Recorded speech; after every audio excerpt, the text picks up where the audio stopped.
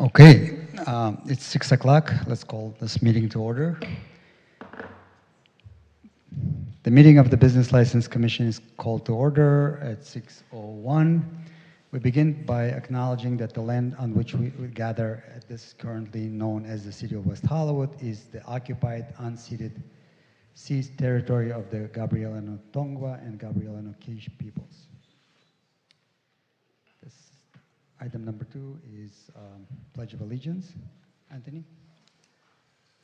Will you join me in standing and face the flag? Pledge allegiance to the flag of the United States of America and to the republic for which it stands, one nation, under God, indivisible, with liberty and justice for all.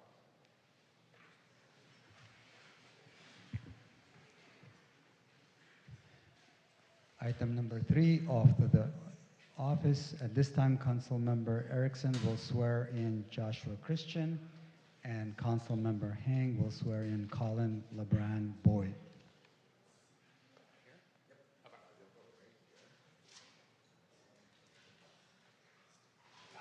Yeah, you have to repeat after me, unfortunately. Oh, I see. All right, ready? Raise your right hand and repeat after me.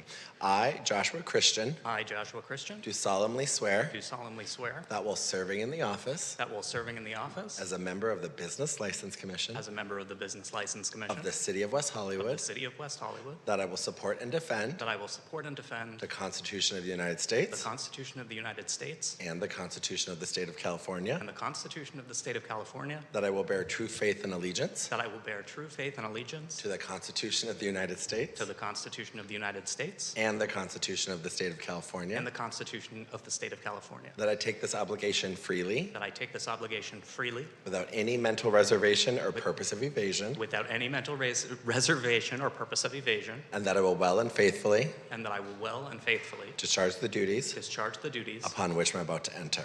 upon which I am about to enter. Congratulations, Commissioner. Thank you. Congratulations.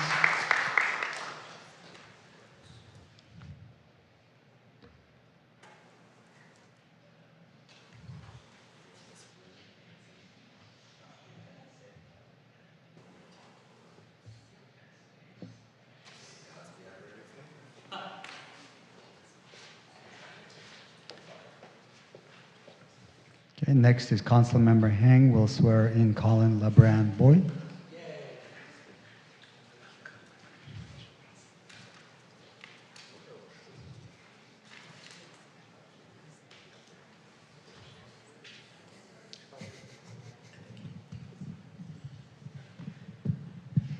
Sure. Please raise your right hand.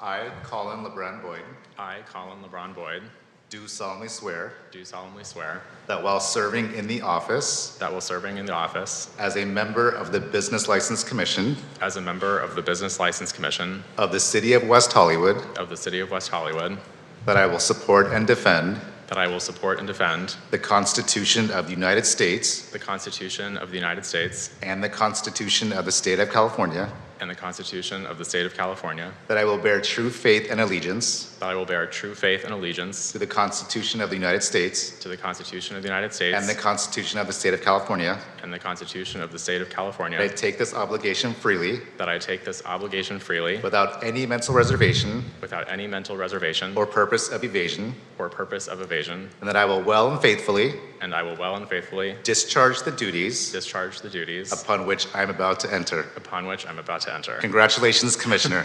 Thank you.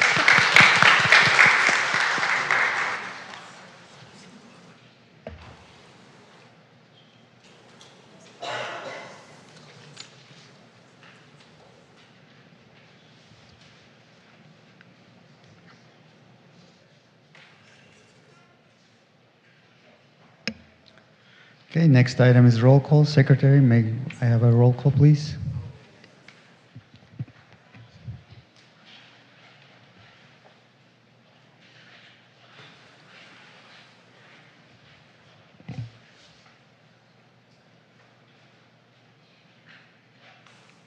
Commissioner Barry, let the record reflect that he is absent today. Commissioner Christian, Present. Turn the mic on for us. Is it not on? No. Just keep it closer. I need to be closer to it. Present. There you go. Thank you. Commissioner Cochran, Present. Commissioner Eisenberg, Present.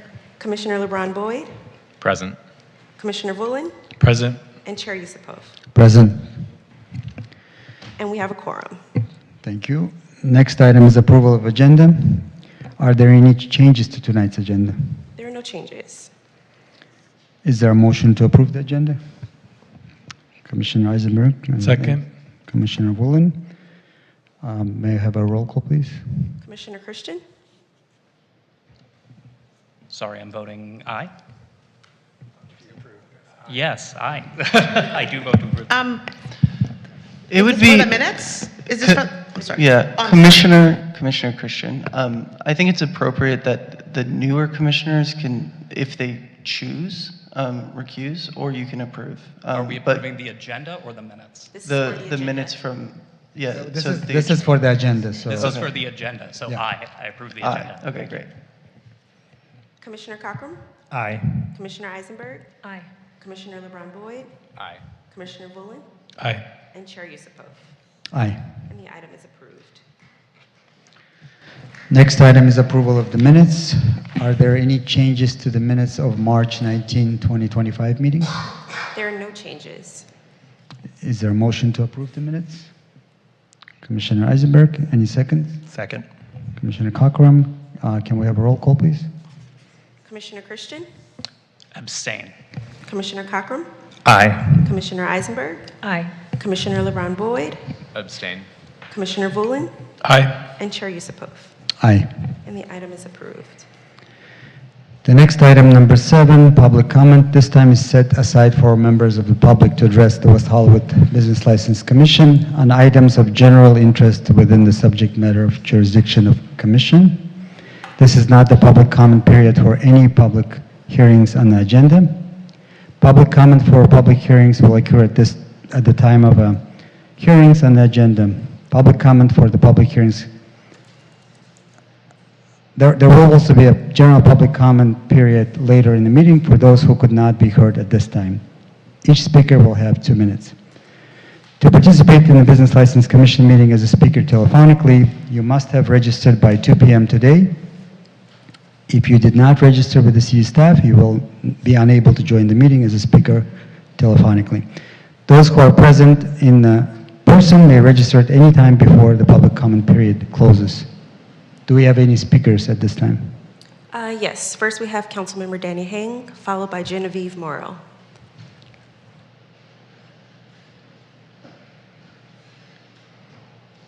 Good evening, Chair, honorable commission members. I see so many wonderful, familiar faces.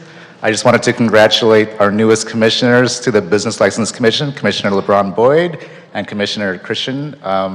I trust that you will learn from my former colleagues and they will guide you to be great commissioners that they are themselves. I learned a lot from Commissioner Elise Eisenberg. I sat next to her for a very long time and she taught me a lot, as did Chair Yusupov and Commissioner Woolen. So thank you so much and congratulations to you both. Have a great meeting. Next we have Genevieve Morrow. It's hard to follow a council member. Hi, good evening, commissioners. Genevieve Morrill, President and CEO of the West Hollywood Chamber of Commerce. And I haven't been here for a while, so it's good to see all your friendly faces and also to welcome and congratulate Commissioner Christian, Commissioner LeBron Boyd. I'm so glad your names are there so that I didn't have to look at my cheat sheet. I personally served for 8 years under Sheila Kuehl, Supervisor Sheila Kuehl, as the Business License Commissioner for the LA County. And so I know exactly what kind of role you take and how important it is. And obviously myself serving the business community here for the last 15 years in West Hollywood, it's incredibly important to have this relationship with you and what our businesses need right now. So thank you. I want to also just let you know, save the date. We have State of the City coming up June 26th from 11 o'clock to 1:30. It's a luncheon at the One Hotel. And we also want you to stay tuned for Spinning Sunset. As you know, the Chamber of Commerce manages both the Business Improvement District, Sunset Strip, and the Design District. And so we do have Spinning Sunset. Is going to be a vinyl wax fair event with a couple pop-ups in parking lots on August 16th. And then finally, I just want to wish you all a very happy Pride. Thank you. And that's the end of our public speakers. Thank you. So next item number 8, an application by Eric Kinney of EJK Industries LLC for cannabis consumption area business license to be located at 8464 Santa Monica Boulevard. I will now open the public hearing for the item number 8. Secretary, how was this item noticed? Our notices are posted as required by law. Do any commissioners have any disclosures to make of sites visits or to the business or to any conversations, evidence received before the meeting that may impact the commissioners' decisions on the matter? No. Thank you. Is there a staff report? Hi, good evening. Jessica Benitez, Code Enforcement Supervisor. And I'm joined by Neighborhood and Business Safety Manager Adam Midas and Deputy City Attorney Scott Shapsis. The item before you, it's a cannabis consumption area, smoking, vaping, and edibles. I will provide a background. The applicant, Mr. Eric Kinney, has operated cannabis operations at 8464 Santa Monica Boulevard until September of 2024, when he transferred such licenses with the approval before this body to a different business owner. That particular business relocated to 802 San Vicente Boulevard. City staff has met with all parties involved, and no one disputes the cannabis consumption area business license. The staff report details the cannabis code amendments, which created a waitlist provision and later was amended to refine the process for vacated licenses. That means open licenses. This provision states that if one of the top 8 ranked applicants in each of the license categories fails to secure Business License Commission approval within a time frame, then the next highest ranking applicant from the 2018 screening process should have the right to apply for the open license. On March 23 of 2024, Mr. Kidney was notified that he was eligible to apply for a cannabis consumption area, smoking, vaping, and edibles. Mr. Kidney submitted a notice of intent to proceed with the license process. In March 2025, Mr. Kidney submitted an application for cannabis consumption area, smoking, vaping, and edibles business license as required by code. Mr. Kidney's deadline to secured Business License Commission approval is May 23rd, 2025. If he does not get this approval, his ability to obtain the business license, consumption license will terminate. As part of this application process, the applicants must meet certain criteria to support and to ensure compliance within the cannabis ordinance. In attachment B of the staff report, summarizes the application packet. But first, one of the things that I want to illustrate is on the screen, you will see that EJK Industry, located at 8464 Santa Monica, it is not within a sensitive use, such as a school, daycare center, or the youth center. The planning division has issued zone clearance, that is ZC 25-0229. The next slide is an aerial picture showing the subject location. As you can see, the building has a rear shared parking lot that is accessible through the alleyway and has parking meters along the frontage on Santa Monica Boulevard. The site is located between Alfred Street and La Cienega Boulevard and is neighbored to a restaurant, barber shop, a spa, and other retail stores along Santa Monica Boulevard. And to the south, it is neighbor, and as you can see on my cursor that I have here, is the residential property. And my cursor was working earlier, but now it is not. I don't know what's happening. The next slide is the front elevation. As you can see, it is one building, and they will be using the 3 tenant spaces in the front. This is the site plan. The applicant will occupy 3 tenant spaces of the 2-story commercial building. The ground floor will provide a combination of smoking, vaping, and edibles, and a storage area. The second floor will be used for office space and is limited to staff only. Since Mr. Kinney no longer holds an adult retail or medical license, they will not be required to separate the uses. The cannabis consumption lounge will be accessible to customers 21 years of age. The patrons will be required to go through an age verification. Security, the applicant will provide 2 security guards to monitor the property, including 1 to conduct neighborhood patrols within a 2-block radius surrounding the business and monitor the consumption lounge. The business will be further conditioned to have a security guard near the rear of the property to monitor the parking lot and trash enclosure. The municipal code requires that odor should not be detectable outside the property or lease area boundaries or anywhere adjacent to the property of the public right-of-ways. The applicant will use the internal air filtration system, HVAC filtration system, and the applicant will be further conditioned to immediately address any odor complaints. Neighborhood impacts. The applicant will designate a community relations employee to respond and investigate to any complaints regarding the business operation. They must proactively monitor and resolve any nuisance in the surrounding area. The establishment will be prohibited to sell or consume alcohol or tobacco products. If approved, the license will be valid for 1 year. Requirements for license issuance. The applicant has met all the criteria outlined in the municipal code.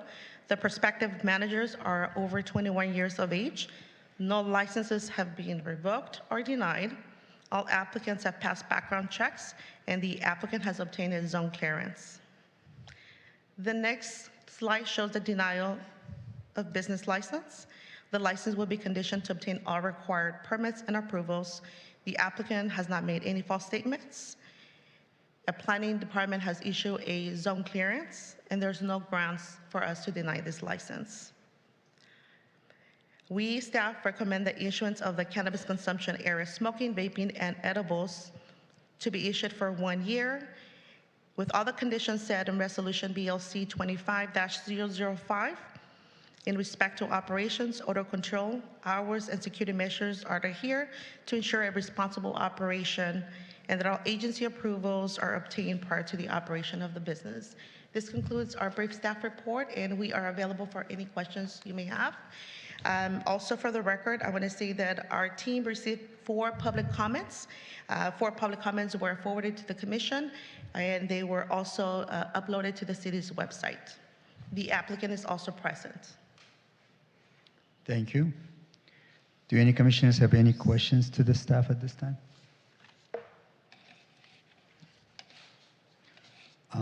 I have a question. Do you have a question? The HVAC system for the filtration, is that something that the city department, the building and safety or one of those departments inspect upon installation? Any mechanical system that is installed and it requires building permits, and it needs to be inspected by a building official or a building inspector. Okay, thank you. Commissioner Eisenberg? Yes. This location was a cannabis dispensary for many years, the medical one, right? Yes, there was a cannabis consumption operating from this location for about over 20 years. And when did they stop operating there?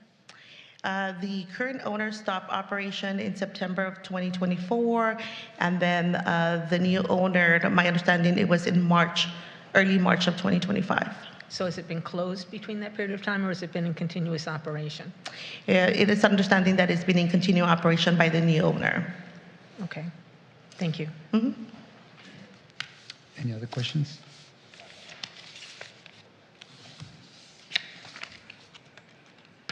There we go.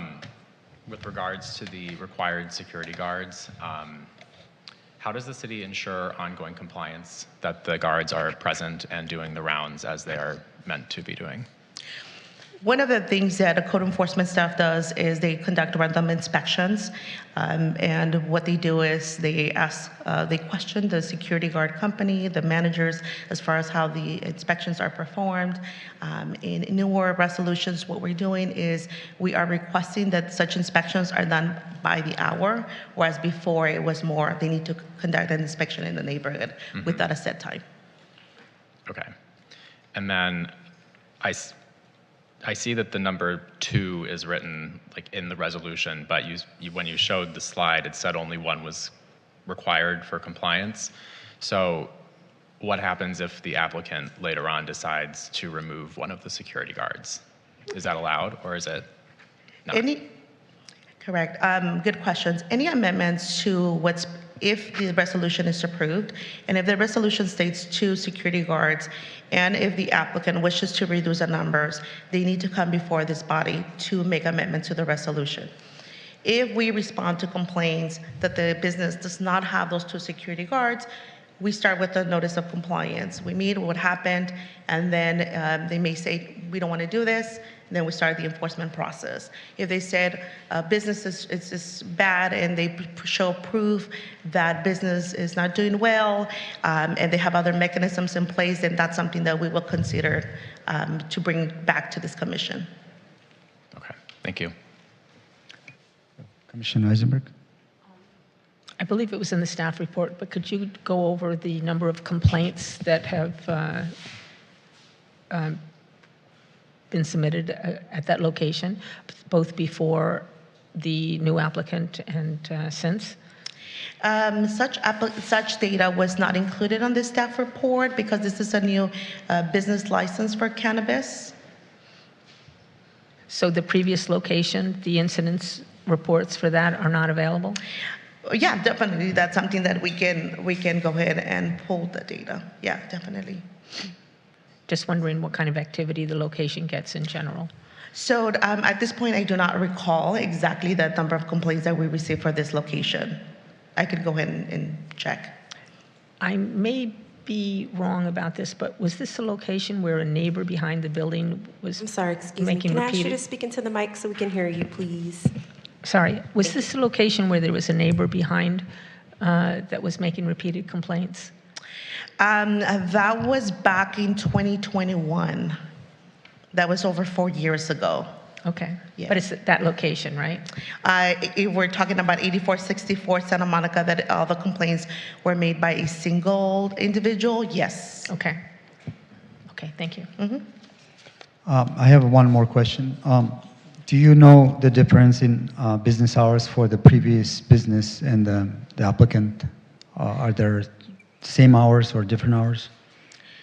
So by municipal code, they are able to operate between the hours of 6 a.m. and 2 a.m.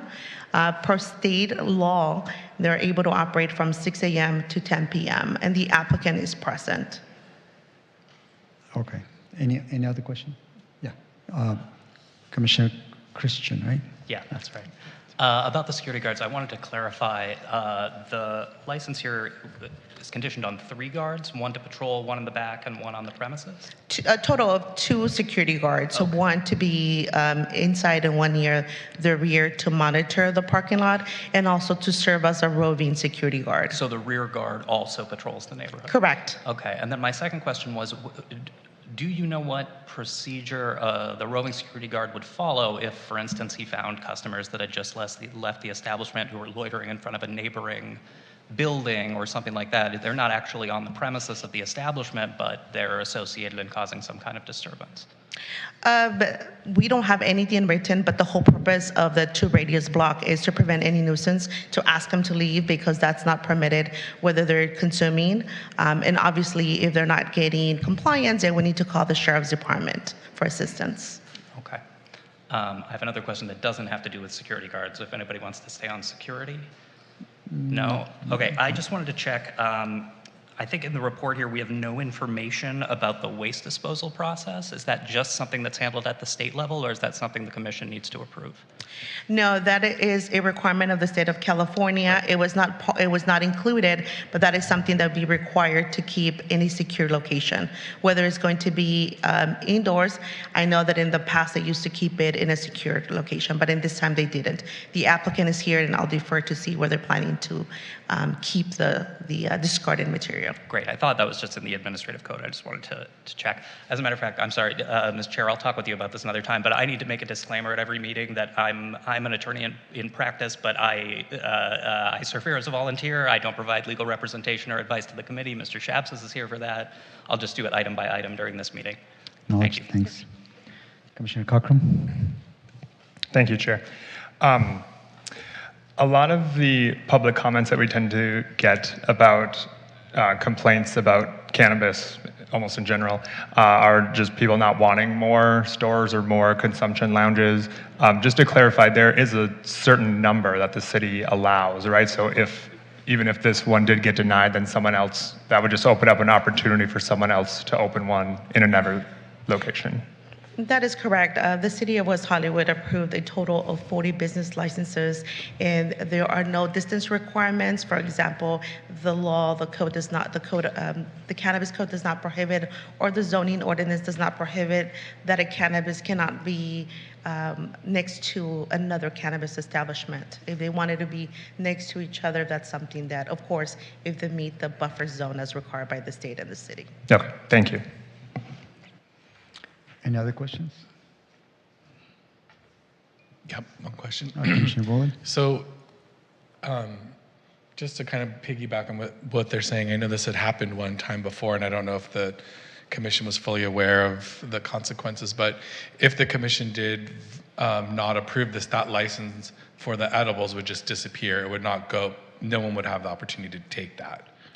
That is actually correct for edibles business licenses, but because this is what is called a cannabis consumption area, smoking, vaping, and edibles, we consider that all, is that if this license does not get approved, the applicant has 15 days to appeal to the city council, and that will be the final decision. If the license opens, then it will go to the next top scoring applicant on the wait list.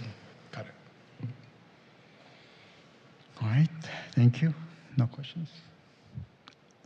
Is the applicant present? Yes. You will be provided 5 minutes, or as determined by commission. Please provide your presentation.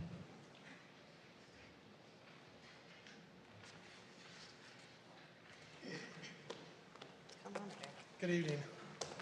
Good evening, ladies and gentlemen of the Commission. Thank you so much for your time in reviewing our documents, and thanks for taking this special meeting for us tonight. My name is Amy Pagel. Standing next to me is Eric Kinney. This is the owner of EJK Industries. This is our fourth... Just a little closer to the microphone, please. Sure. Thanks. Eric and I have done 4 or 5 or perhaps 6 business license hearings together for the retailer known as Zen. So some of you guys may recognize our faces, and then some of you guys may not. To everybody new in the room, hello, and thank you again. I'm going to give you a really brief summary of who we are and what we're proposing to do at EJK Industries. 8464 Santa Monica Boulevard has housed a cannabis retailer for the past 22 years. Eric Kinney operated the cannabis retailer known as Zen since 2013. And in late 2024, he transferred ownership of his retail and delivery licenses to the retailers known as Green Queen, who rebranded and relocated those licenses to the west side of the city, making room for Eric to now reestablish Zen under the new on-site consumption license type. Having 20 years of experience as a cannabis retailer in West Hollywood, we are very well versed in safety, compliance, odor control, and mitigating the impacts to our neighbors of the inconveniences of running a cannabis business. Although we do have our history of difficult neighbors or complaints like any other business would, we have a violation-free history of running our business. None of those complaints have ever led to a violation. So recently, there have been some changes to state legislation due to the hard work of some people here in this room, such as Genevieve. So now the state will permit us to serve food at our cannabis consumption lounge. So this is big news, this is a big deal, we're really excited, and this has been a real hindrance for the existing operators. So at our business, we are going to provide a comfortable, like normal customer experience if you want to come in and order a cup of coffee. Really excited. It's been a long time getting to this night for us, for Eric and I. It's been 7 years since I wrote the application for this license. And even though a lot has changed, we've kind of come full circle back to a business plan that's essentially the same as we originally envisioned. It's an Amsterdam-style coffee shop right here in the community where people can come and chill out and spend time with their neighbors. And despite all the things that have changed, we're still very proud of this city. We're proud of what we've accomplished here. We're proud of the time that we've worked here, of our customers that still respect us and would count on us and come back to us. And we really think that there's a bright future ahead for the cannabis industry in West Hollywood, despite all the setbacks that it has experienced. So again, thank you for taking the time to review our business plans. Thank you for your time tonight. And we'd be happy to answer any questions from the commission now, such as our waste provider, which is going to be Eco Waste. We patronized them for about 10 years, so we'll be using Eco Waste. So if you have any questions, please. Thank you. Do commissioners have any questions to the applicant? Commissioner Wu? Yeah, just curious kind of how this is going to help your business plan. If you could maybe let us all know how, like what that plan is for. Is it just a coffee shop and you expect people to, you're going to increase business by selling coffee or by keeping people in there, or what's your goal with that? Sure, yeah. Essentially, a cannabis consumption lounge still has the same state license type as a cannabis retailer. It's an adult use retail license under the state, and we will be selling cannabis products meant to be consumed in one sitting. So we'll be doing a lot of small products, single-serve pre-rolls, small concentrates, small edibles, small everything, and the kind of business plan is to enhance that by serving it alongside non-infused snacks and coffees.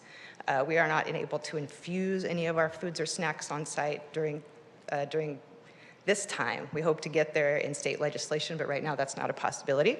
So we're hoping to set ourselves apart by providing just kind of a normal table service experience. If you walked into a coffee place, we will have Wi-Fi. You can sit down and open your laptop, call your friend, your neighbor, whoever, come sit down, have a coffee, smoke a joint with you.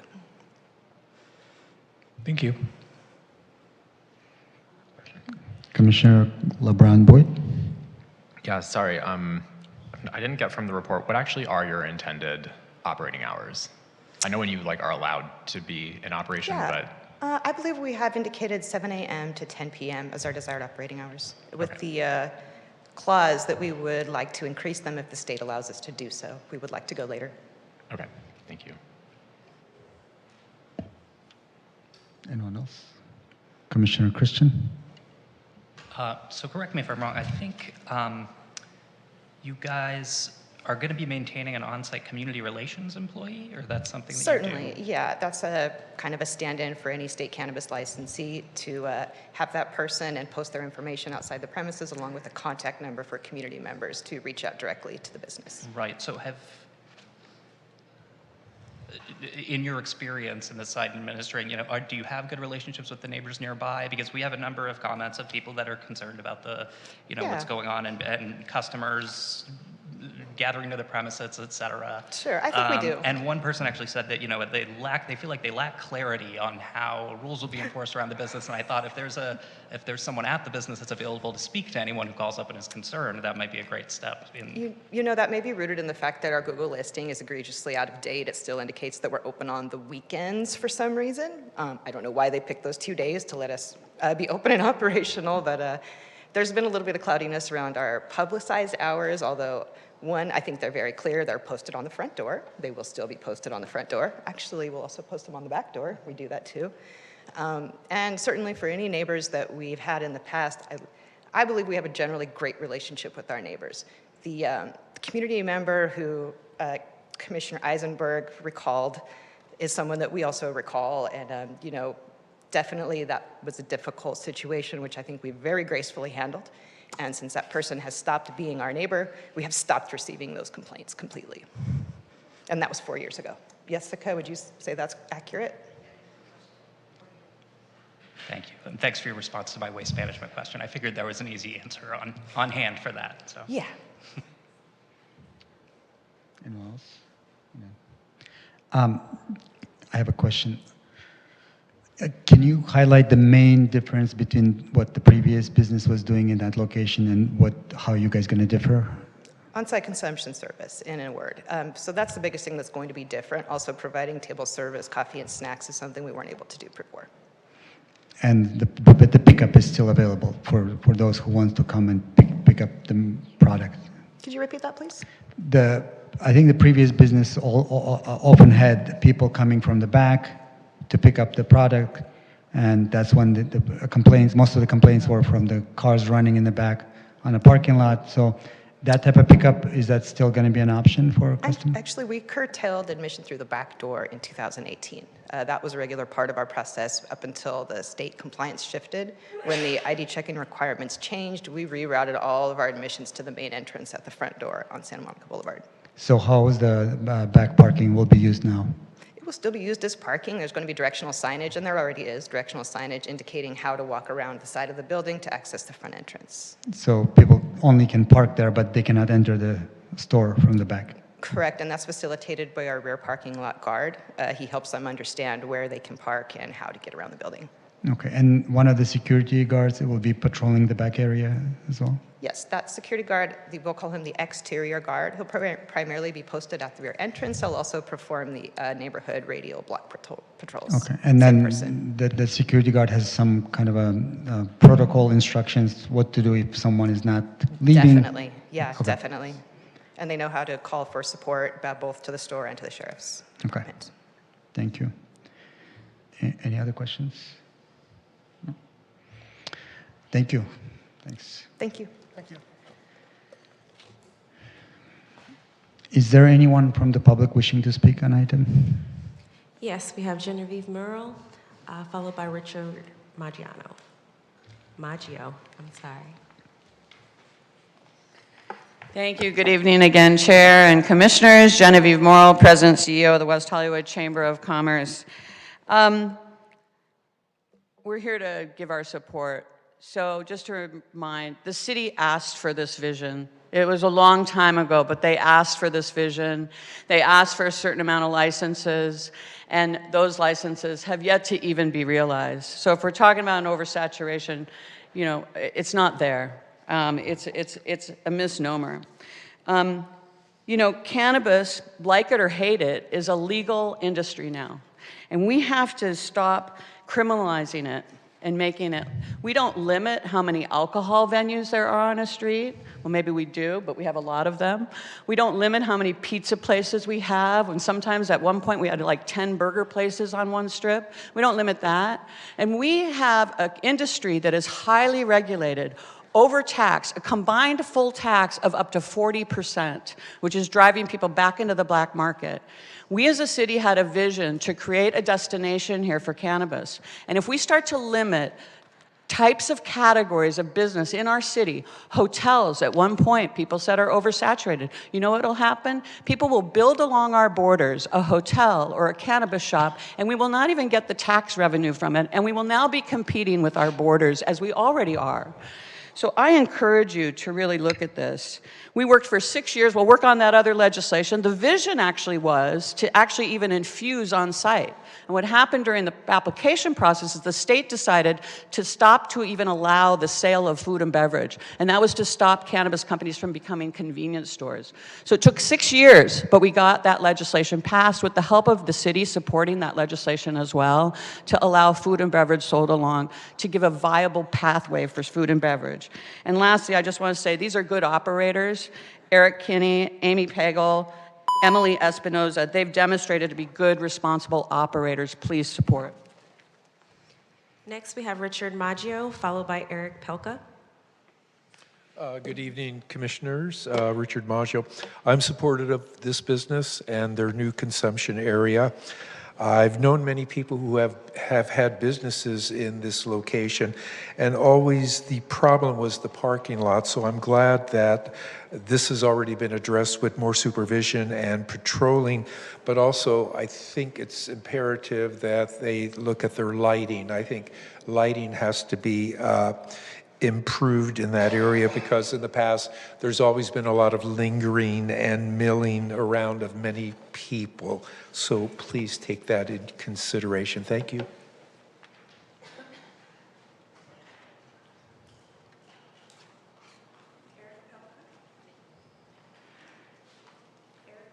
Yes, Eric Pelka, Commissioners, Council. My name is Eric Pelka, and I've been not only a customer, but a supporter of the business, as well as the two operators that stand in front of you. I'm in the construction space of cannabis, so I build out a lot of facilities.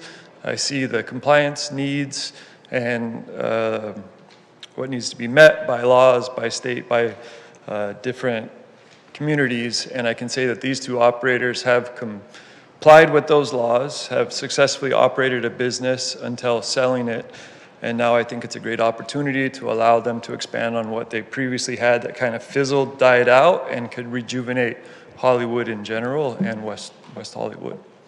So I just wanted to speak on behalf of them, and if there were any questions, I do know the back end of the business as far as what you brought up earlier, but watching them start the business over the 20 years and then now an opportunity to reopen, I think is a very impactful and would be a great thing for the city. Thank you. Next, we have Evelyn Espinoza.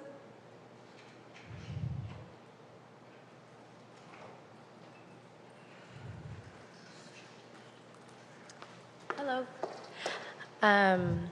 I worked at Zen for almost 10 years. I started when it was, before it was recreational, so it was just medicinal. And I saw the transgression from medicinal to recreational to basically everything under the sun that took place from point A to point B, or Z per se. And I can honestly say that we cultivated a very strong sense of community within our clients and our patients. And I do think that Zen's legacy should continue. And I think that we've been pioneers within the cannabis space, and I don't see why they shouldn't be granted the consumption lounge, being that there's other contenders that are relatively newer to the cannabis space, as opposed to Zen, who's been around for just a little over 20 years. And I do think it's important to continue the legacy, like I said, and Eric and Amy have been instrumental with keeping the business afloat and keeping things running smoothly. Thank you. Oh, she already stepped out. And that's the end of our public speakers. Thank you. Applicant, do you wish to make any further statement or rebuttal before the public comment portion of the hearing is closed? No. Thank you. Do any commissioners have any questions before the public comment portion of the hearing is closed? Questions, okay. I will now close the public comment portion of the hearing and bring the matter back to the commission for discussion and deliberation. Anyone wants to speak first? Sure. Commissioner Bullen? Yeah, it seems like a pretty simple decision for me. I'm definitely inclined to support the staff's decision in granting this license. There was no reason that the staff found to deny them the license. They met all the requirements. Pretty straightforward. Okay. Commissioner, do you want to say something? Am I supposed to? You're not. Yeah, I'm good. Okay. Commissioner Eisenberg? I'm also inclined to support the applicant. They have a long history in the city. It doesn't seem like there have been any violations. I'm wondering about what Mr. Maggio said about the lighting in the parking lot, if that can be addressed. Richard, was there a specific issue that you're aware of going on in the parking lot other than what's been addressed before? Can I ask Richard? I'm just wondering about his lighting comment. Richard knows what's going on in the Yes, city. Mr. Maggio? Yes. Hello. Would you repeat the question, please? I didn't hear Richard, it. you commented about the lighting in the parking lot. Yes. I'm wondering if you can elaborate on that a little more. Well, I know all the businesses through the years, and just that the parking lot seems to often be, it's a large parking lot, and there's an alley there as well. So there's a lot of through traffic. And there's been some accidents there too because the lighting is so poor. So my suggestion is that there should be like halogen lighting, really make it bright. However, one of the problems is that there is an apartment building right on the alley, and a lot of those windows are the business windows. So it would have to be designed in such a way that it allows, the lighting allows the purpose of safety, but also that it doesn't disturb, that lighting disturbs any of the tenants along that alleyway. And I know it could be done.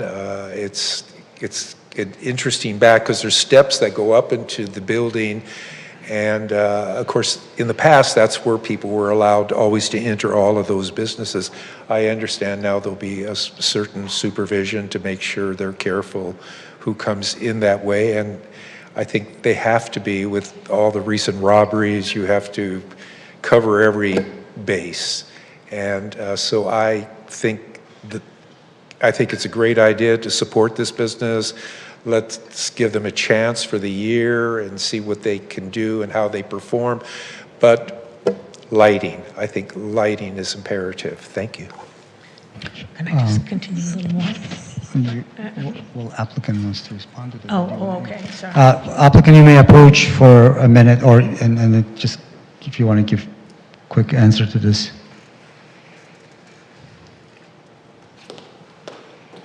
Sure. Yeah, this is a quick answer. We actually have motion-sensitive lighting already installed on the roof of the building.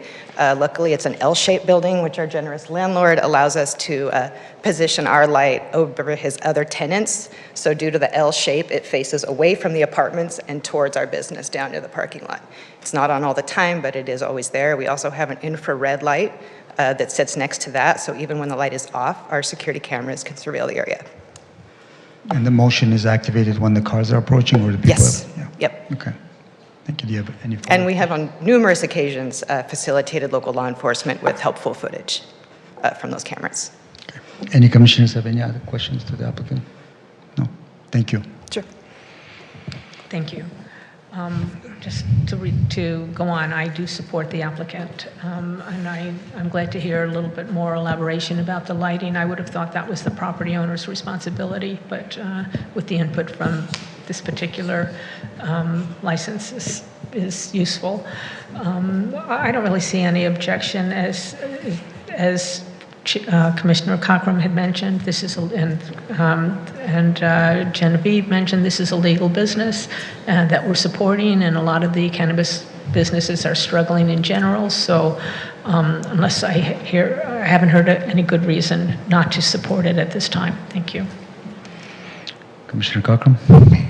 Thank you, Chair. Yes, so I guess sort of just to echo the sentiments of my fellow commissioners, I'm definitely inclined to support this.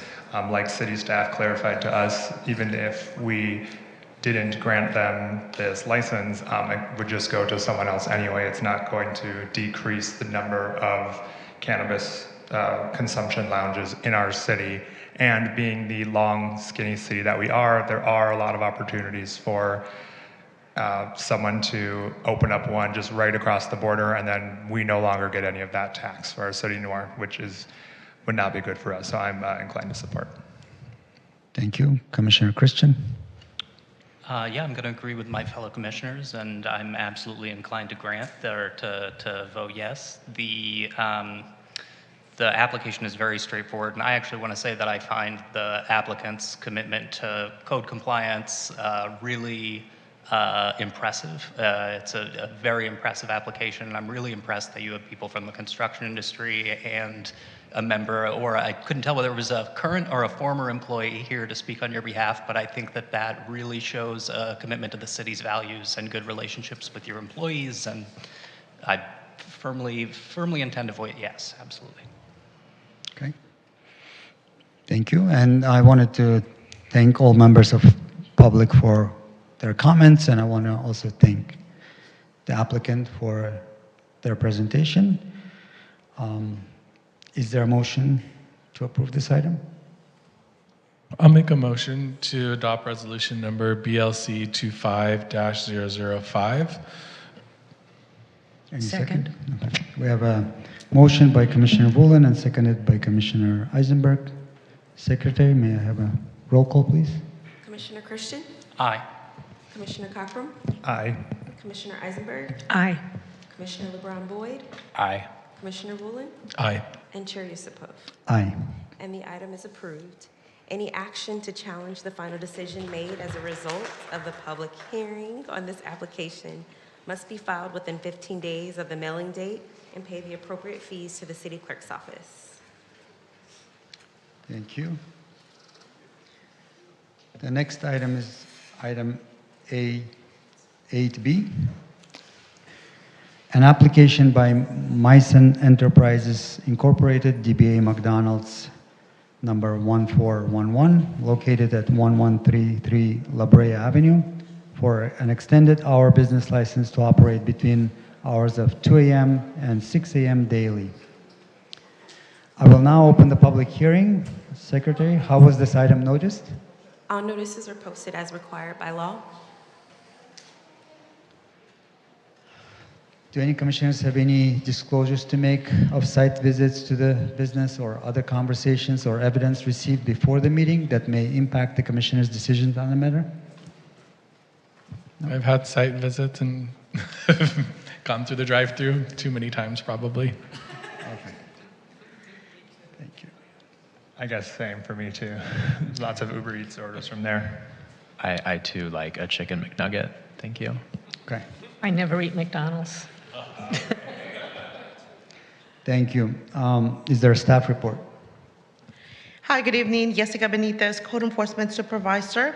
And joining us this evening is Mr. Vito Idamitis, our Neighborhood and Business Safety Manager, Deputy City Attorney Scott Shapsis, and from the Sheriff's Department, Acting Sergeant Mejia.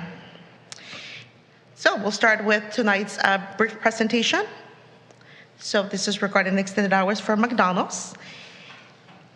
The business has obtained all required permits, public eating business license, business tax certificate, and approvals for the restaurant use. And before you is an extended hours for operations between the hours of 2 a.m. and 6 a.m., which translates to 24 hours for the drive-through and the interior dining to open an hour before from 5 a.m. to 6 a.m., which means that they will be operating from 5 a.m. to 6 a.m. Although the business has been in operation since 1999, when staff discovered the change of ownership, a new application was required, as required by law, and our municipal code, of course, to bring them into compliance, which requires the approval of this body. The application was filed in December of 2024. The next slide shows the layout of the land. As you can see, McDonald's is located at 1133 La Brea, between Santa Monica Boulevard and Lexington. It is neighbors to two large mixed buildings to the north and to the south. And I discover a pointer here on this new computer that I'll be able to use. So this is I guess it didn't work on this time when I was working it. So anyways, so I'll just talk and show you where it is. But on to the north and to the south, we have two mixed-use buildings. And so to the rear is Detroit Street, and it houses multifamily dwellings. So This drive-through has been in operation based on our records since 1999. The city of West Hollywood required any business that operated between the hours of 2 a.m. and 6 a.m. to obtain an extended hours business license. That particular law came into effect in 1996. There are records that McDonald's has been in operation there since 1989, but I wouldn't tell you exactly what were the hours back then. This slide, it shows the front elevation of McDonald's. As you can see to the south side, and because of this property is very large, to the south or to the right on the screen, if you're in the audience, you'll see the McDonald's, and that's the exit of the drive-through. That's the only exit that would exit through La Brea Avenue. And this is a picture of the rear elevation from Detroit. And as you can see on the right-hand side of the screen from my angle, it's the mixed use known as the Dillon. It was completed in 2018. And as you can see, just in the middle of the building, you see the drive-through, and there's a buffer about 40 feet from the next mixed building to the south of it. To just provide perspective of what's around the subject location is in the red balloon. To the right of the screen, you will see that that's the extended hour business license known as Ralph's. It's a grocery store, and they operate 24/7. So this is between Santa Monica and Fountain, between La Brea and Detroit Street. Okay. So there are 4 criteria that staff reviews in order for us to issue a business license. As stated in the staff report, McDonald's has changed ownership, and since business licenses are not transferable for this type of category, the new owner is seeking an extended hour business license to have similar hours as the previous owner. And the code does require that the license category be reviewed and approved by this commission. So the 4 criteria are, and I'll summarize. The business will be operated to minimize impact on nearby residential neighborhoods from late night or early morning traffic. The business has about 50 on-site parking spaces and parking meters along La Brea Avenue, and the indoor dining area is proposing to open at 5 a.m.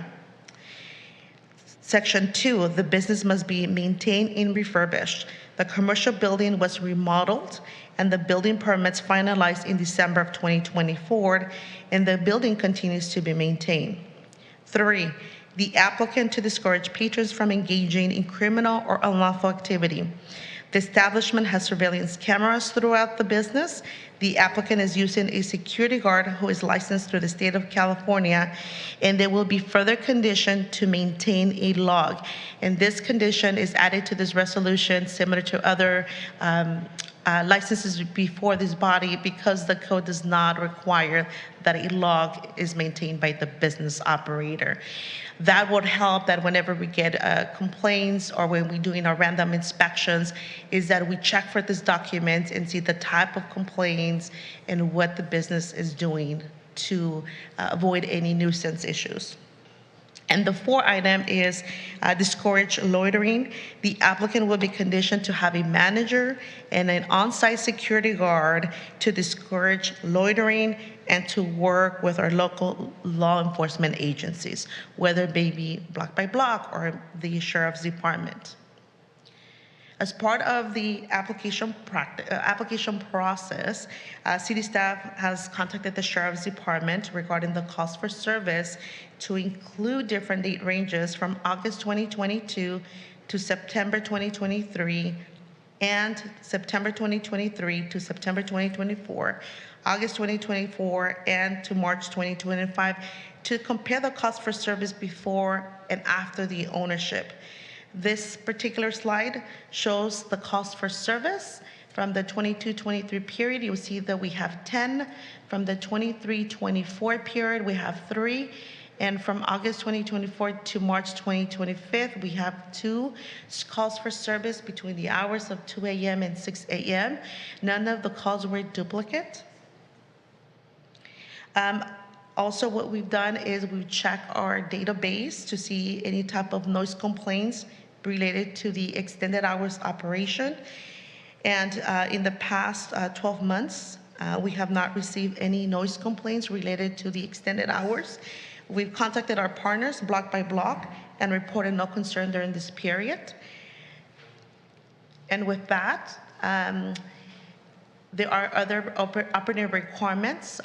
The business will be conditioned to have a manager, as mentioned before, light and glare, noise, traffic impacts, parking, and crime prevention. So with that, we are recommending that this commission approves the extended hour business license for McDonald's number 1411 with the following conditions: that a security guard must be present during all hours of extended business license operations between the hours of 2 a.m. and 6 a.m. And additionally, that they need to adhere to condition 5.52040. So for the record, I want to say that we received a total of 9 public comments, 7 in opposition and 2 in favor of the item. And we are available for any questions you may have. Thank you. Do any commissioners have any questions to the staff at this One time? question. Commissioner Eisenberg? Jessica, you said you discovered that there had been a change of ownership? Yes. When the applicant was applying for an extended hours construction permit, when they were doing construction, we've discovered that they didn't have an extended hours business license, and that's when we engaged with the operator to obtain the necessary licenses to bring them into compliance. Would it normally have been their responsibility to let you know up front?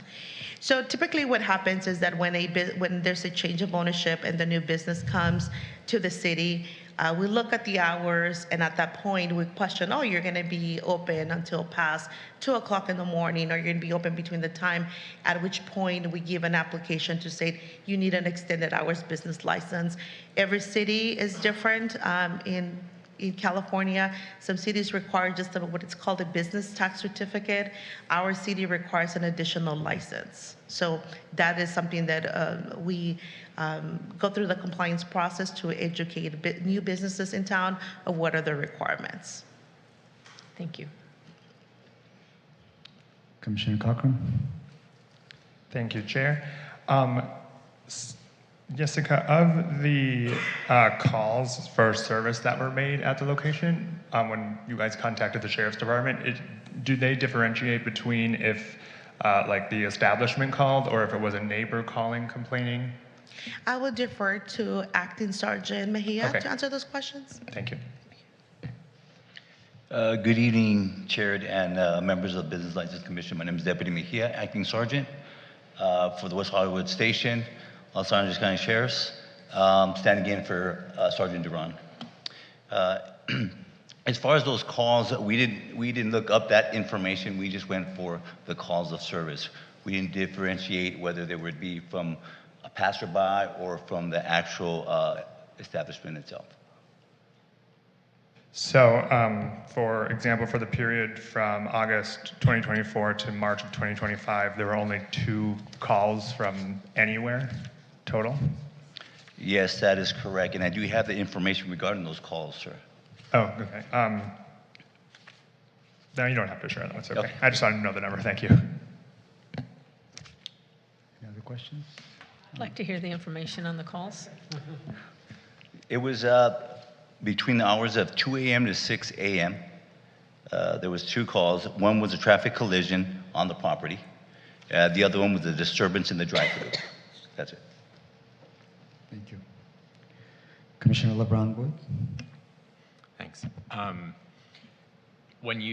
Just to clarify, when you looked into the block by block activity, were you looking at that address specifically, or did you also include the surrounding buildings as well? Well, we searched by the address location, by the subject location, which is 1133 La Brea. Okay, so you don't have the data for the, like, if someone from the adjoining building called block by block in those hours? So typically when someone calls a neighbor is that they provide the address of where the complaint is coming from or where it is, so they will log it as 1133 La Brea. So that information would pull from that subject location. No different than what the Sheriff's Department do. I could be a passerby and I could say that there is an incident happened at 1133 La Brea. It would be registered under the subject location. Okay. And then I had also asked in advance a question about if you were aware why there was a change between the 22 and 23 period and the 23 and 24 period that could explain why the calls for service dropped so precipitously. Could you share the answer that you gave me via email, if you remember it? The business, sometime from June 2024 and December, the business closed for 2 consecutive weeks due to construction, and the applicant is present here to provide more details as far as their closure. So that could be it. Okay. And then a follow-up for the sheriff, kind of on the same line of thought. We have kind of 2 different numbers, the 10 and the 2. I think from your experience, is this atypical of a late night drive-through, like 10 calls or 2 calls? Kind of what's the kind of typical benchmark that we should be comparing this against?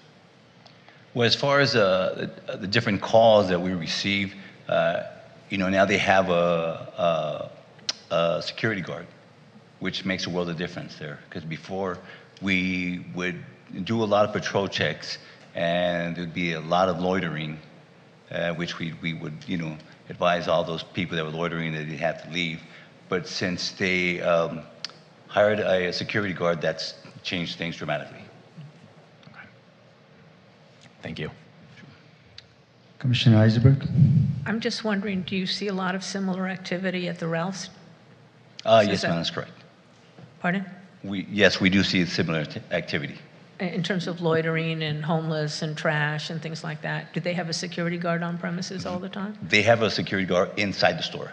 But not outside in their parking No. lot? So they probably have more issues with homeless and trash. And again, we do patrol checks of that Ralph's as well. So, yes. Jessica, do you know if there have been more calls to the Ralph's in this period of time? I do not know because Ralph's is grandfathering. They've been in operation for so many years, so they haven't come before the Business License Commission for modifications. So there was no reason for us to pull the calls for service. Okay, thank you. Commissioner Christian?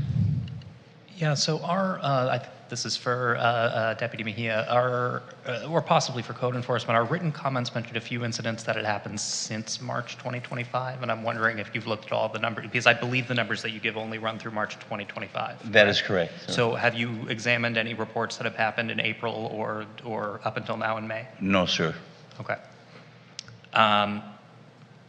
Another question I had, and I think this is for staff more, is what precisely is the function of the sort of incident log that's being added to the measure? I mean, is the incident log just going to be in McDonald's for their reference about how many people are causing problems, or who examines that and at what point? So that will help for us for code enforcement when we're doing random inspections, as far as if we're getting complaints that they're not being active in preventing nuisances in the parking lot or in the establishment, then that is a tool that we're going to be using to see, okay, what type of calls are you receiving and what kind of action have you taken? What actions have you taken to prevent those things, such as, it could be a variety of items. So it would be building a record for code enforcement to make a nuisance finding if that were necessary? Well, Not saying it would be, I just... No, but it holds the business owners accountable for their actions. And there are times that they have different shift managers. And also this is for us to identify that maybe A manager is not being proactive as B manager, and then have a dialogue when we're going through the compliance process with the business owners. Thank you. Okay, Commissioner LeBron? Just to clarify, is the intent for the security guard to be both outside and inside during this time, or where will they be stationed? The code requires that they have a security guard, and that is to monitor anything on the grounds that they're open between the hours of 2 a.m. and 6 a.m. So if the interior, they should be checking the interior, they'd be checking the parking lot, so they would have to be on site. Okay, but I guess, could they just stand inside the whole time? Is that allowed? Well, the security guard should be there patrolling and monitoring to prevent calls. I mean, it would be in the best interest for the business to to prevent any type of nuisances. You want to be a good neighbor, right? And so if you're hearing that people are congregating at this location, then they need to go out there and prevent and ask patrons to leave because maybe they're causing a nuisance. So that the security guard will prevent, like crime prevention, there will be, if they don't already have this information, but build bridges with block by block, with partners in the sheriff's department, and even with us, code enforcement. So is the difference with the Ralphs that the Ralphs doesn't have one of these licenses, and so the security guard at the Ralphs can just stand inside the whole time, or? So Because you said it's just that security Yeah, guard I is couldn't just- answer that, sir, to be honest. I can't answer that. I don't know about Ralph. So the extended hour business license code requires that a security guard be on site. Ralphs in particular, they are grandfathered in, so there is no stipulation whether it can be inside or outside. But if we're getting complaints and we're hearing that there's issues in the parking lot, then we'll meet with them and say, hey, what's happening in the parking lot? You should have your dedicated security officer to go there because maybe our sheriff's departments are getting calls for service, and it should be their duty as a business owner to manage their business, their property, their business location. Okay, thank you. Anyone else? Actually, you have a follow-up question to that. So the code requires the security guard, but it doesn't specify whether outside or inside, just on-site, right? That is correct. The code states that A, they have to be licensed, and B, they have to be unarmed.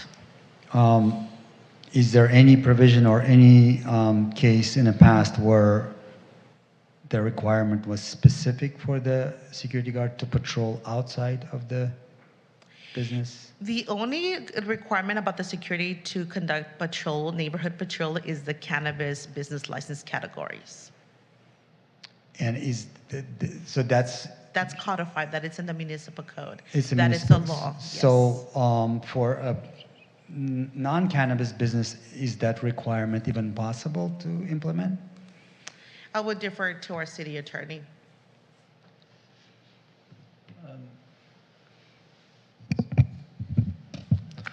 I think it would be possible to implement the requirement, but I mean, ultimately, every condition that you place on a license has to be connected to what the licensee is going to be using the license for. So critically, there just needs to be some nexus to what the license is going to be used for, and it has to be reasonable and proportional in relation to that use. Thank you. Another question to staff. So what are the current hours of the business at that location? It is, drive-through is 2 a.m. to 6 a.m. That translates to 24 hours. And then the interior dining, it opens at 5 a.m. And so they are currently open 24 hours? Correct, yes. And so the only change we are doing is just making it official? Getting their required license to continue to operate. Right, so otherwise, the business is already operating these hours, we're just making it officially approved now. If the commission decides to deny such a license and such a request, then they need to revert and be operating between the hours of 6 a.m. and 2 a.m. Okay, but otherwise, the business has been operating 24 hours for The a drive-through. number of years, and this requirement to approve this was triggered by the change of ownership, correct? Correct. So otherwise, this business already a 24-hour business, Yes, since 1999. 1999. Thank you. Any other questions? Commissioner Christian? Yeah, so I was a little bit confused in terms of there's a little bit of a tension in the parking requirements. So first of all, let me clarify. The business is only the drive-through is open between 2 a.m. and 6 a.m., or the main establishment is as well? The driveway is open between the hours of 2 a.m. and 6 a.m., and then the dining area start open at 5 o'clock in the morning. So it's only 1 hour that they're requesting for the dining area to be open. And so 1 the hour. dining area closes at 2 a.m. and then it's only the 2 a.m., drive-through? yes. Okay. They're closed for 3 hours. So what I was wondering about is we had it cited by a couple of commenters, which I appreciated, which is Municipal Code 552.0306, which has these requirements that parking not be permitted adjacent to residential buildings during these hours, if I understand it properly, for an overnight license. Now, I don't know if that doesn't apply here because it's a parking lot or what, because I also understand that they need to have at least 50 designated parking spaces. So I was just wondering if staff had thought about that and sort of reconciled it. I'm sorry, which code section did you say? I think it's 552.0306.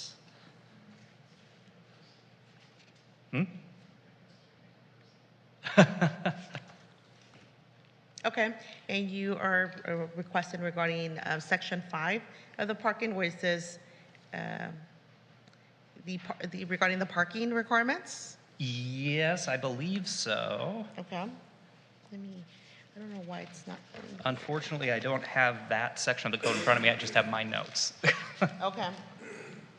So if I can speak regarding the parking. So the use itself has been approved by the planning division as far as this is a restaurant, how many off-street parking are required. So they've already met that. And the particular section as far as the parking is to prevent that, let's say this business didn't have any parking. And the intent of the code is that you don't want the patrons should be causing a nuisance and parking on the street and causing a disruption.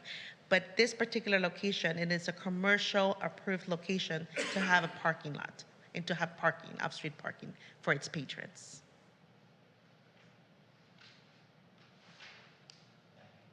Okay. Any other questions? I have one more question regarding the change of ownership. So the previous owners were using it for 24 hours. The new owner continued to use without getting the formal approval. Was there any issue with the city because they didn't go for the approval after change of ownership? As far as that criteria, they meet that criteria. I mean, this is just a change of ownership. We need to take it before the Business License Commission, whereas before it stayed with the land, and all was required was for the applicant to take an application, and it was approved over the counter. But the law changed back in 2017. The law changed into 2017 to require formal approval. Formal approval before the Business License Commission. And this change of ownership happened when? In 2003. 2000 what? 2023, I'm sorry. 2023. When the requirement was already in place. Correct. So when the city discovers that the business was operating without notifying the city about the change of ownership, are there any penalties from the city for not notifying on time? Okay, would you please repeat the question? If the business started operating without notifying the city about the change of ownership, does the city penalize for not notifying in a timely manner? So we have a compliance process for that. If somebody is operating without the required licenses, what we do is we give them a notice of violation and then we start the compliance process. And that means administrative citations. In this particular case, they were under construction. The application was given to them and the requirement, and now we are here before this commission to get all the required licenses or license. Okay, thank you. Commissioner Christian? Now, if I understood you properly, the issue with not applying immediately upon ownership transfer, it sounds like you said that's a relatively commonplace issue that just has to do with confusion between the various local jurisdictions that you see that. There are times that that's what happens, and also it could be something that is, as mentioned before, and I give an example, it could be also as clerical, right? They get an application, we're not looking at the hours of operation, the applicant submits in good faith, and they don't realize that, oh, you need an extended hour business license. So, thank you. No more questions? Is applicant present? I believe so. Yes, they are. You will be provided 5 minutes. Please provide your presentation.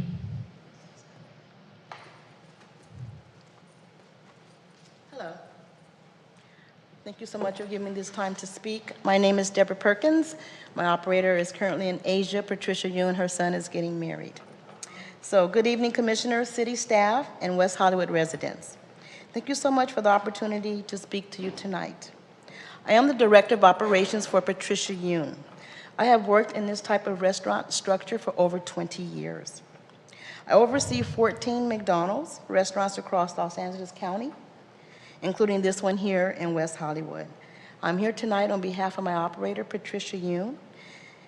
She is from Korea, first-generation female franchise, and she was recently honored as the California Woman of the Year for Senate District 30.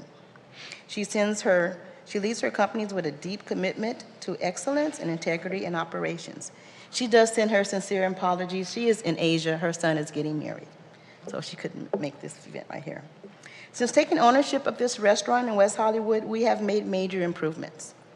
We've done it with one goal in mind: to better serve the neighborhood. We've completed a full restaurant remodel. We've hired a professional 24-hour security guard to maintain and deter the loitering. We've added brighter exterior, lighting, upgraded surveillance systems, and clearer signage.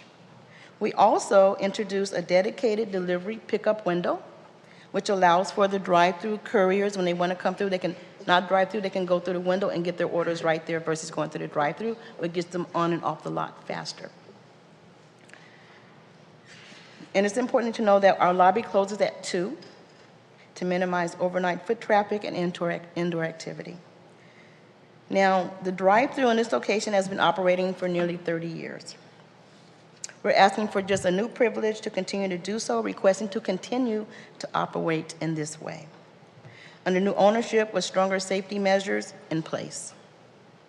This is a growing demand between 2 a.m. and 5 a.m. in the morning, especially from delivery apps like DoorDash, Uber Eats. We get a lot of business through there. And by keeping the drive-through open, we can serve late-night residents,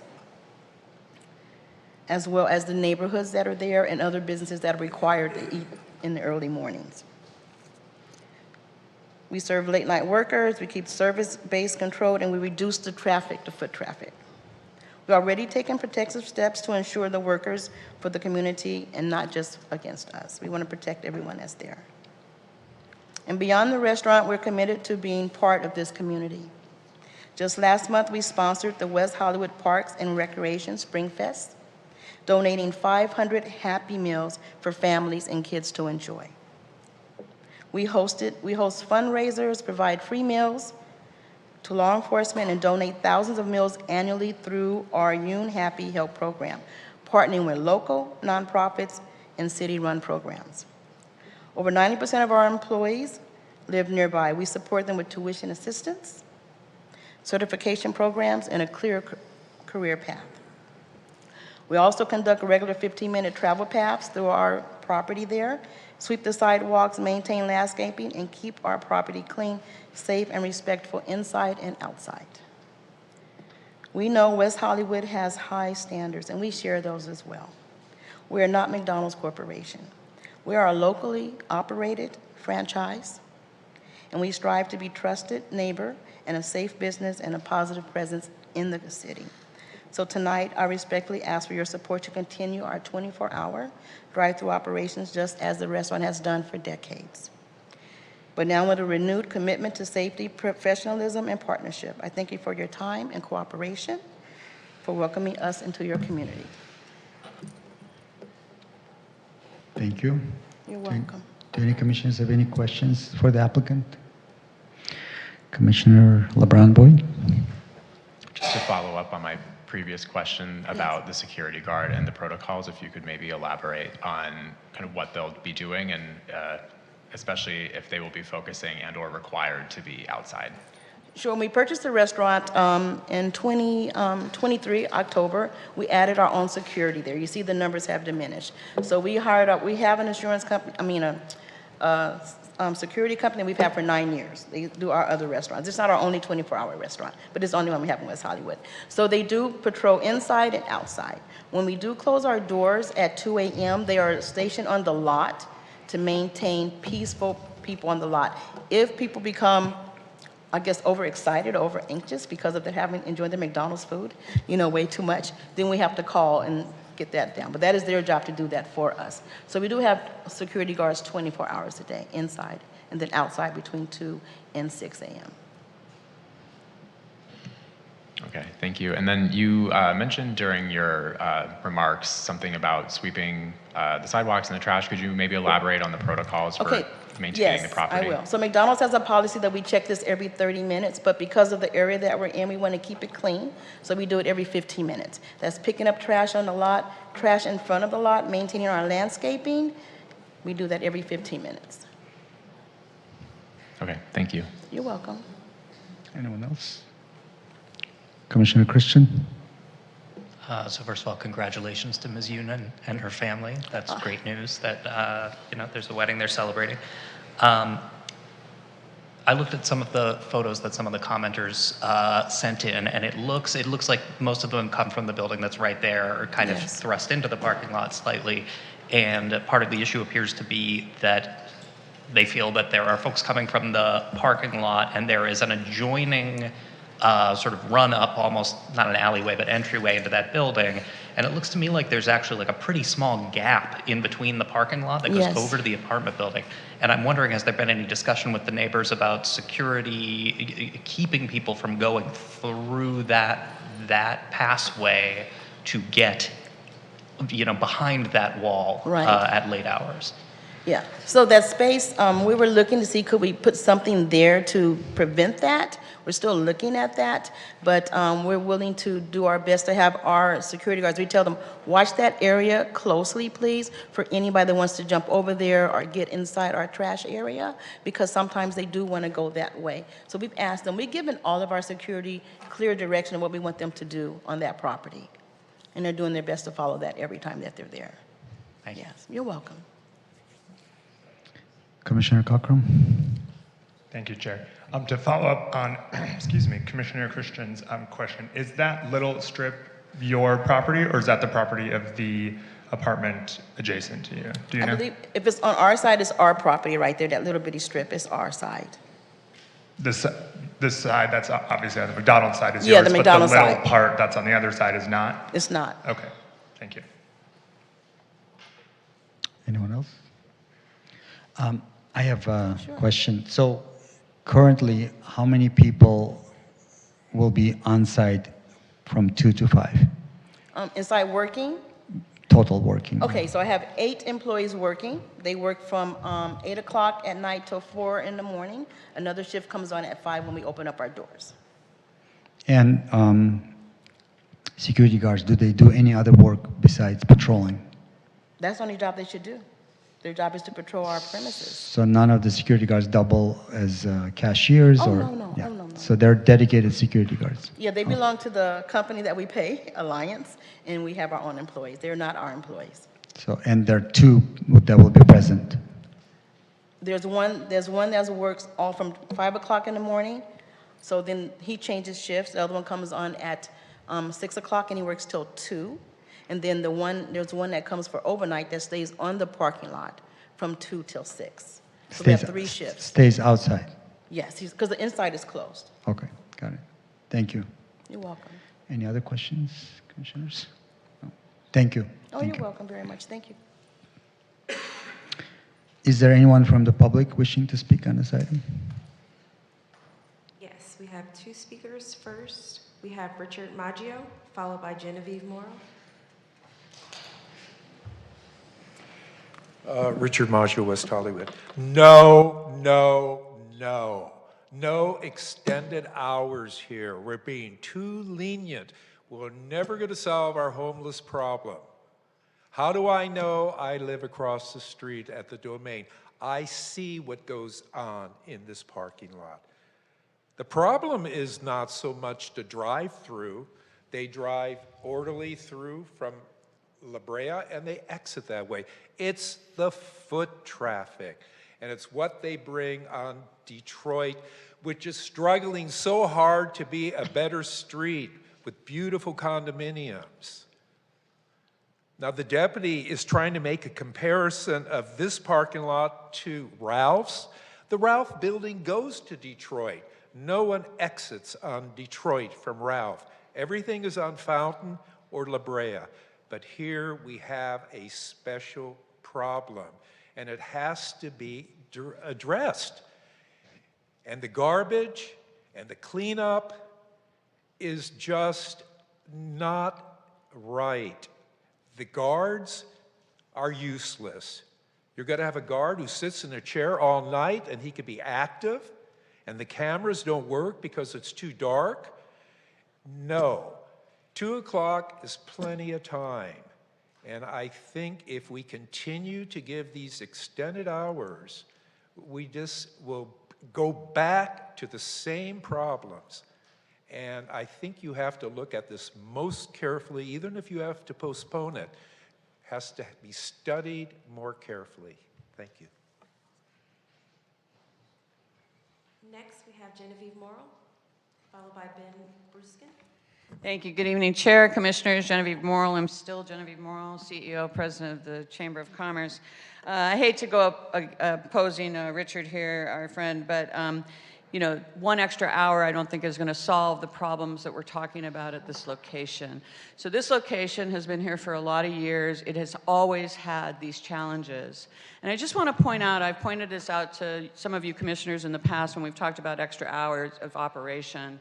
This 1 extra hour is not going to solve this. This location has had an issue, the whole East End, with the gateway and this property with homelessness, transient, and different criminal activity. Now, what you've heard me say before here is that that call sheet is a double-edged sword, right? Because you want your, you know, Jessica's right that yes, you can absolutely stave off and not have that call for service with your security guard stopping something. But those calls for service are also to keep us safe.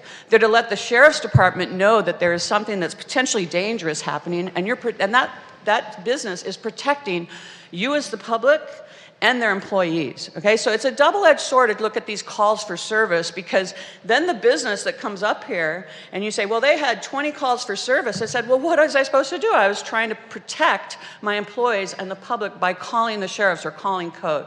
So yes, there's a few times when you can do that. I love the fact that there are very few calls for service.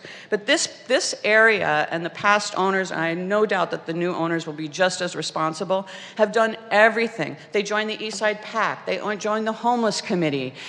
They said that every time they would have the entrances covered when they'd come in of shopping carts and homeless transit, they'd call the sheriffs, they'd move them away, and they'd come back in. We have a greater issue here in the county, and to blame a business for some of these issues that are happening is unfair to this business, I believe. This East End has always had this challenge, and we have this challenge in the whole county right now. This is the only drive-through we have in the city, and I hope you support an extra hour. Thank you.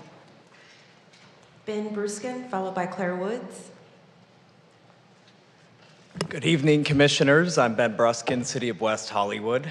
I love McDonald's, and this has been open since 1999. Taking this away would just be ridiculous, I think, for the workers that work there. You'd take away tax revenue, you would take away delivery orders, which happen constantly, and it's just so much tax revenue that would be lost, and it would be punitive to take this away. And the issues that other people cite about homelessness and the crime that's happening, that's not McDonald's responsibility, echoing what Genevieve said. That is the responsibility of the sheriffs, of block by block, and of the city, ultimately. And these people should be complaining to the city and not about McDonald's. Thank you. Next, we have Claire Woods, followed by Justin Morgan.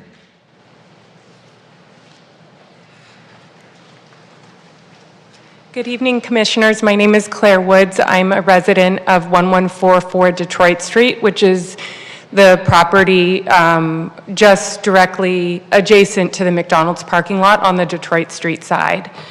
I submitted written comments, but I want to reiterate my opposition to this application here. First of all, the property is not maintained in a neat and clean appearance. There's trash in the parking lot. The cans are constantly overflowing. I find it very hard to believe what was said tonight about a 15-minute pickup, that it's just not possible. I walk by there every day with our dog, and there's McDonald's packaging all over the place, in and around the trash cans, but also on the street. Just yesterday, we were walking, and there was packaging, like a fries container, just bags strewn out all over Detroit Street, and I'm truly not exaggerating. Also, people use the McDonald's parking lot to deposit their own household trash, which the McDonald's doesn't seem to enforce. And that also contributes to the overflowing trash receptacles. There's also people gathered there at all times of the day, people passed out on the street. And just because there's an internal remodel of the building doesn't mean that the property is being maintained in a neat and clean appearance. I just want to note that all of these issues, not all of them would be reported to the police. So you wouldn't see, I wouldn't call the police about a trash report, so it wouldn't be on the log that we looked at. I want to share that I've never seen a security guard present at this property. We have noise issues. There's honking and yelling at all hours of the day. There's drug use. My husband reported a sexual assault recently nearby. There's abandoned, shot-up cars in the parking lot. It's a horror to live next to this building, and I think this extended business hours license will just make it worse and allow this type of operation to continue. Thank you. Next, we have Justin Morgan.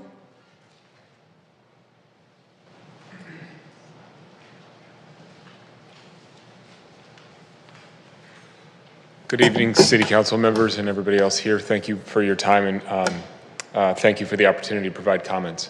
My name is Justin Morgan. I'm the president of the HOA for the Detroit 10 Homeowners Association. That is the building that Claire just mentioned. It was the building under construction that is just north to the parking lot. It's a smaller one. A lot of my fellow board members submitted complaints. I think that the call sheet that we previously looked at is skewed to show fewer calls because there's a lot of incidents that happen that can't be called, right? We don't call the sheriff's department willy-nilly. We don't waste their time when someone's yelling throughout the streets and they're coming through in and out. So I also appreciate McDonald's and the work they do and the community support that they provide. But I would say to you, because I think that this is going to get approved, I would say that we need to really think about pausing approval and consider asking McDonald's to have at least 2 security guards that are roaming outside, right? That's a potential solve that makes it possible for this business to grow or continue providing the services that they do, but we need someone inside and outside at all times.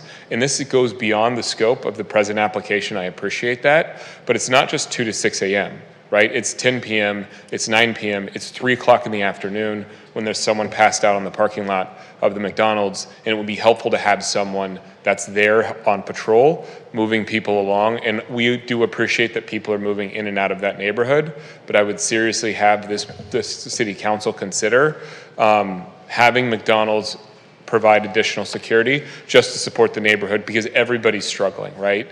And having the presence of community service officers has been tremendously helpful. And I've spoken to the sheriff's department about that. When they come, things calm down and whatnot. So if we can get some support from McDonald's with additional security, that would be great. That's like 2 hamburgers an hour, right? Maybe 4. So I think that's reasonable. Thank you.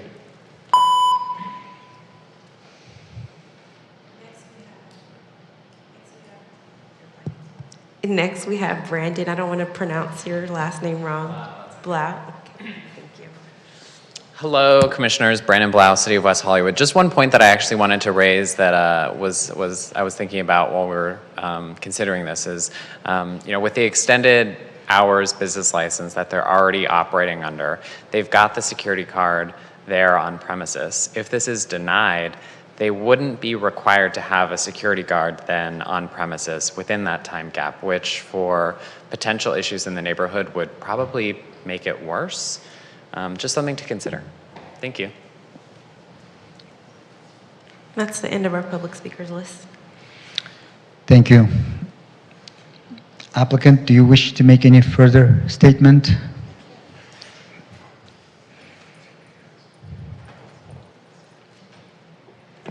Based on the comments, I hear those comments and I appreciate those comments. We will do better. If we need to do better, we will do better. If we have to add more security, we can do that. So we will do our due diligence. I have already moved one of my managers to another restaurant so my supervisor could be at this restaurant 60% of her time. So that has already happened to make sure that we maintain the restaurant and the facilities. So that we have done. Thank you. Sure, applicant, could you stay for? Can I ask a Yeah. question? Sure, Commissioner LeBron. Sorry, thank you. Somewhat on the point that Mr. Blau made earlier, are Yes. people allowed to walk through the drive-through? No. I want us to Okay, be walking so- through our drive-through. So between the hours of 2 and 6, you can really only engage with the business if you're in a vehicle. Exactly. So if the business is closed, people walking through, they can still just walk through, right? When the restaurant is closed inside, we do When not the- take orders by foot. Yeah, but so say we deny this application, right? And the business is actually closed. The people that people have previously mentioned are just wandering through the parking lot would still be able to walk through the parking lot. Yes, for sure. Right? Like they're not actually patrons of the business because they can't because they're not in a vehicle. Right. Is that correct? Exactly. So if we were to close our operations at 2, so from 2 to 5, we would not have security outside. And so anybody can walk along that property. And there would be, presumably, if the person is actually there, no one to stop those people walking around. There'd be nobody there because we would be closed. There would And be that nobody person there. would be there if this business was open. Yes, they'll still be there. The security is going to be there. But if we were to close, then of course we don't have anybody there to manage for that 3-hour period. Okay, thank you. Any other questions?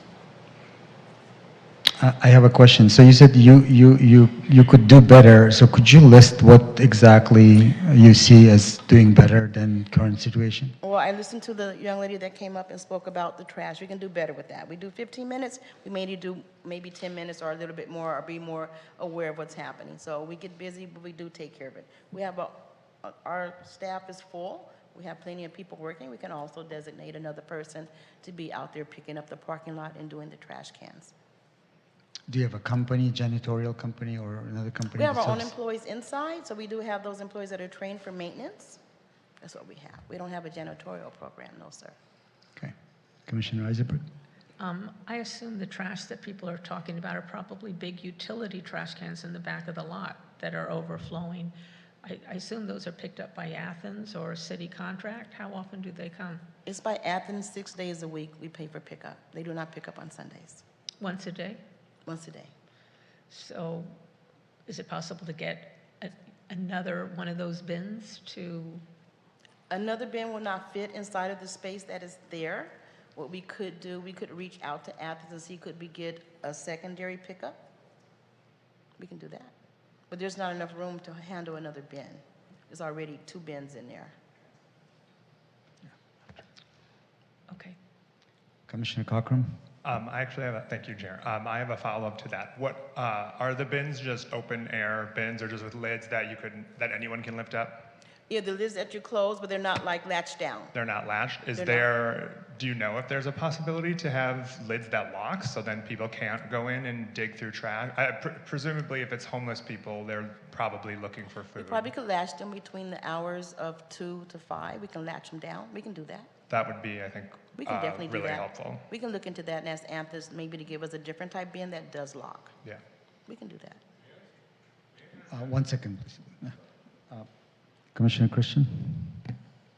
Yeah, one of our commenters mentioned the possibility of adding more security staff. Is that within the business's budget? Adding another security guard to the parking lot? Is that something that the business can handle fiscally? How do you feel about the reasonableness of that request? We asked me to add just for the hours between 2 and 5, you'd like to have 2 security guards? I'm spinning a hypothetical for you. Yeah, I'll have to look into that, but I'm quite sure we can ask our security company if that's something the community needs. We want to make sure we do our part. I'm not opposed to that. Any other commissioner questions? You had a question, Mr. Morgan, right? Yes. Okay. Excuse me, can you please approach the podium and don't speak from the audience so we can capture everything? Thank you. Just the bins issue, it's not the large dumpsters. Right. There's a small trash can at the northwest corner. Yes. So if somebody puts a big box in there, it just overflows and so it goes nuts. I'm also going to connect with her after all of this, and we can also try to figure out a good workable solution. We can work that out. Thank That's you. not a problem. Thank you. Thank you. Any other questions? Thank you. Thank you. So do any commissioners have any questions before the public comment period of the hearing is closed? I do. Okay. Commissioner LeBron Boyd? Jessica, this is a question for you. Does the WeHo app allow for people to make complaints about trash? Yes, actually, that is a property maintenance issue, and I'll repeat myself. Yes, indeed. The online portal gives the ability to report any property maintenance issues such as trash overflowing. If they prefer to call our office, they can do so, and I'll provide the number at 323-848-6437. This is limited Monday through Friday from 8 a.m. to 6 p.m. But if they want to file and call the complaint line, they can do so at 323-848-6516.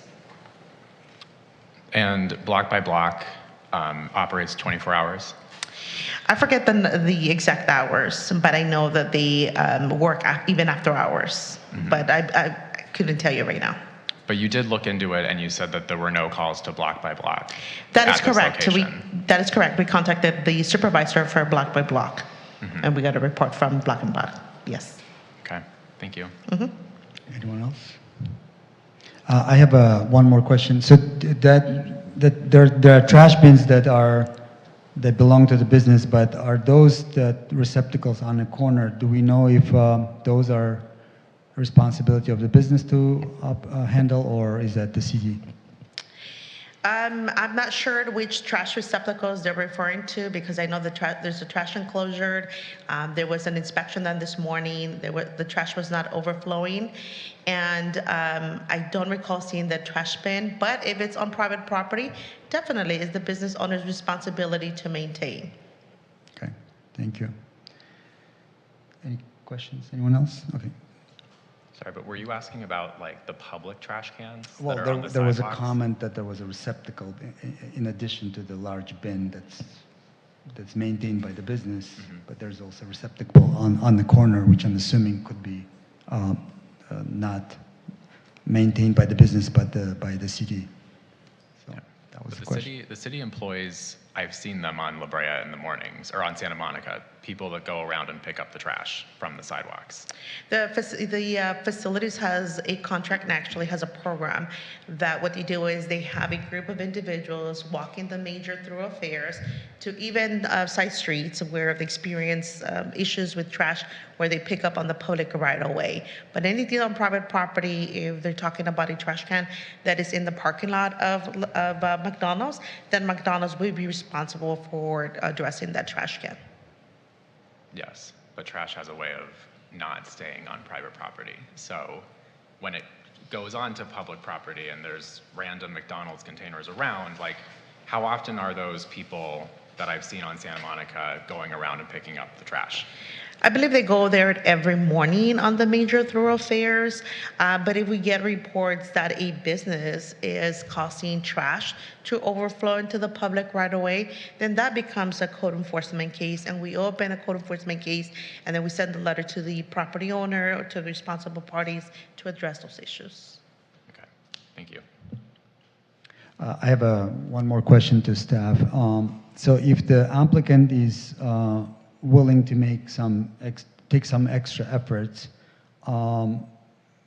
verbally, what is the process to make sure that those improvements actually will happen, and what's the leverage here that the city may have? Well, code enforcement can enforce what goes into the resolution, what's being conditioned.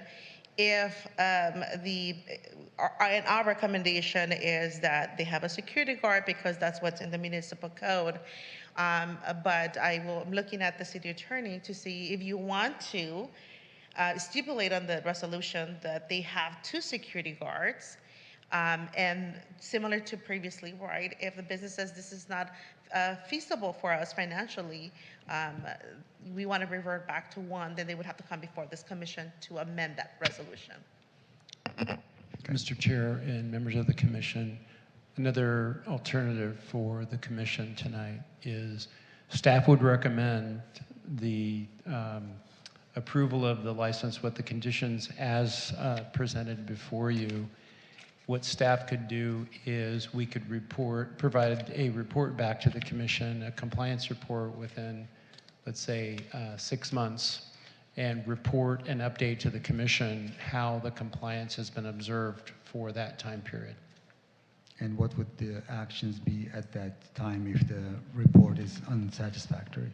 We would make appropriate recommendations to address the deficiencies or problems that we observe. Okay. If I can add, we need to, if whatever conditions we impose is only for the operations that take place between hours 2 a.m. and 6 a.m. Outside those hours, the body and we as staff, we cannot impose anything because those hours of operations are by right. Commissioner Christian? Yeah, so you can correct me, Mr. Adamitis, if I'm wrong.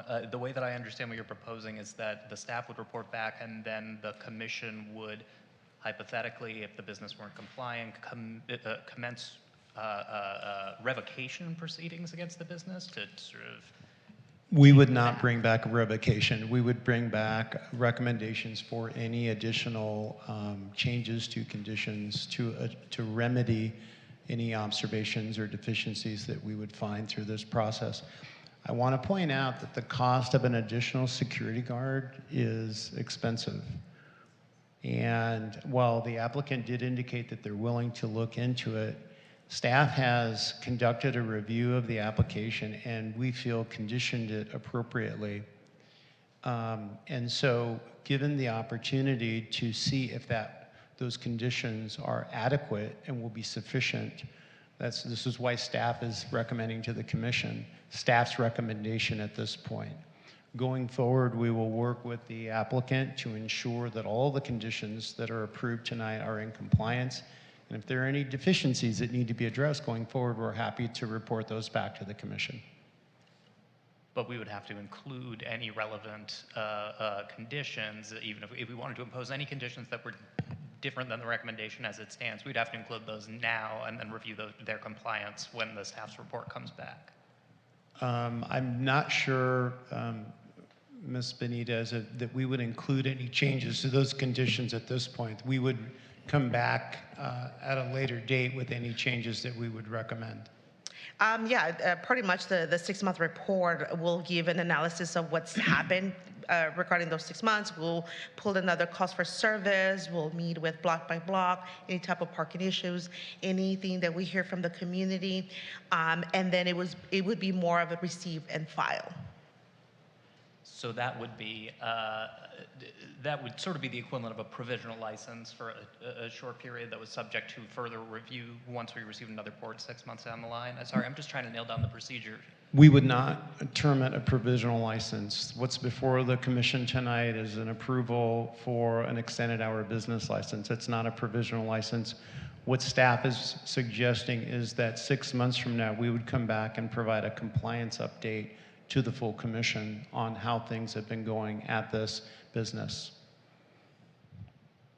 But if we don't like the answer, we can't do anything about it, right?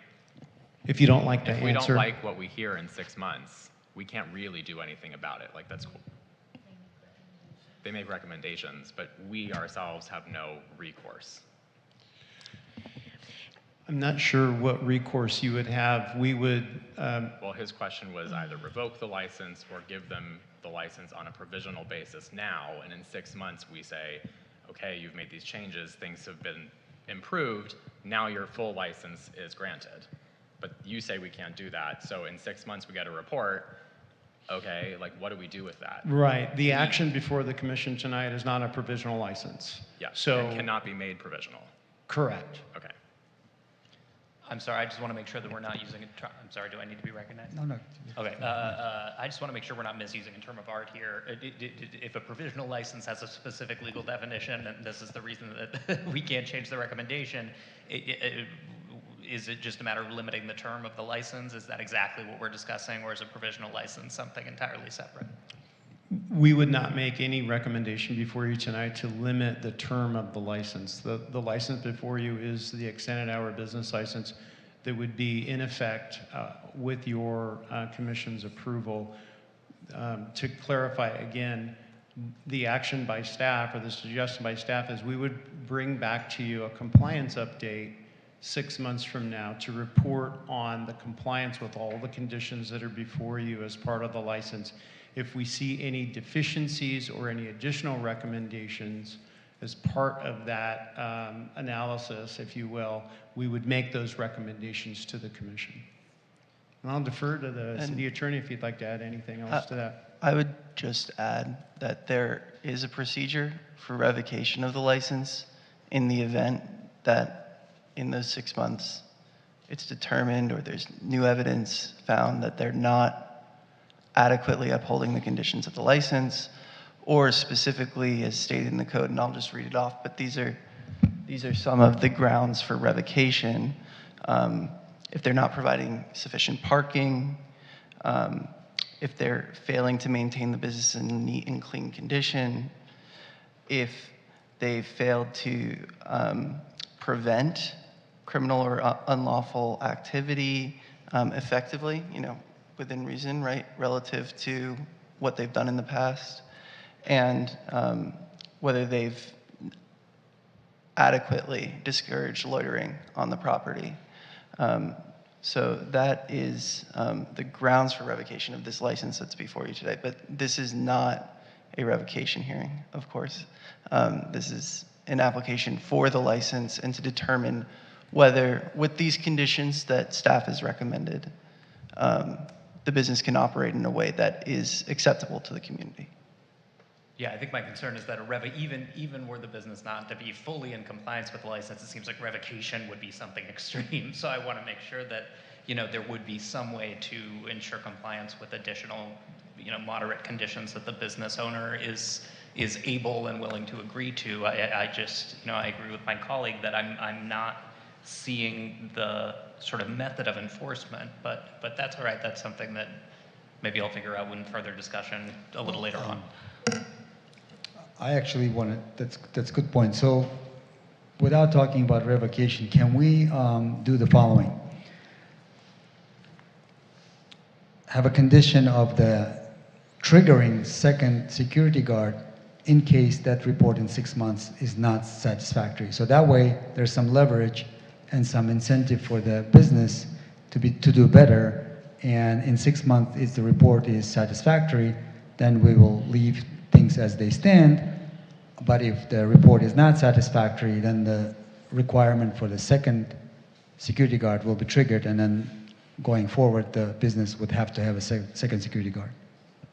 And by the words not satisfactory, you would mean that there's increased criminal activity on the premises, there's some kind of uptick in criminal activity that's measurable. Or the number of complaints, or trash increased, or things of that nature, or the particular neighbors are coming back with more complaints. And so there will be another hearing in case we would need to make the requirement for the second security guard as mandatory. Mm-hmm. Yeah. Sorry, could I maybe suggest, could we just require as a condition the second security guard now, and then avoid having to define what constitutes like acceptability and satisfaction and all of that, which we get into start having to figure out numbers and quotas and all of this. I've just said you can start filling out app things and block by block. Can we just do it now and then? Well, so the question is whether we can, there's a procedure to impose one of the conditions in addition to the staff's recommendation, and then we can deliberate on that and see what's the best approach. So for the staff right now, we just answer, if you guys could answer whether we can impose that additional condition, whether it's going to be a delayed condition, subject to the satisfactory report, or that condition would be applied now. So if we can do that, then that's the mechanism we understand, and then there we'll have a deliberation and then a motion. Thank you, Chair. Thank you, Chair, for your comments. Go ahead. If I can just make a comment, and I'm looking to our city attorney, because the code for the operating requirements for the extended hour business license, it requires for a minimum of 1 security guard. Is it something that the Business License Commission has the authority to increase it to 2? So I believe you're referencing the operating requirements section of 5.52030. In subclause 7 of that section, there's also other conditions. The commission has authority to add other conditions as necessary. So to the extent that, the public comment tonight has, indicated to the commission that it's necessary to add a security guard, they can do so, believing that it's, reasonably believing that it's necessary. Okay. Thanks for answering the question, and this would be only between the hours of 2 a.m. and 6 a.m. Just wanted to be clear. Thank you.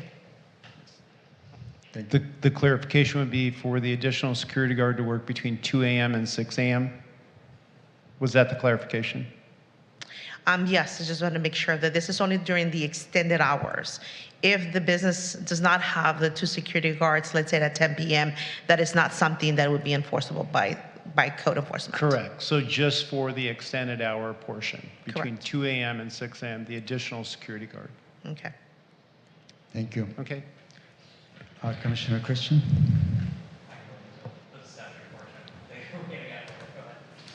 You have a question? Oh. It's more, we're going to deliberate after we close. That's exactly what I was Yeah. saying. I'll wait until deliberation. Yes. Thank you. Any other questions? Okay, so now we close the public comment portion, and I bring the item back to the commission. So for the deliberation, do you want to start, Commissioner Eisenberg? I would like to say I'm not supportive of asking for a second security guard for these hours.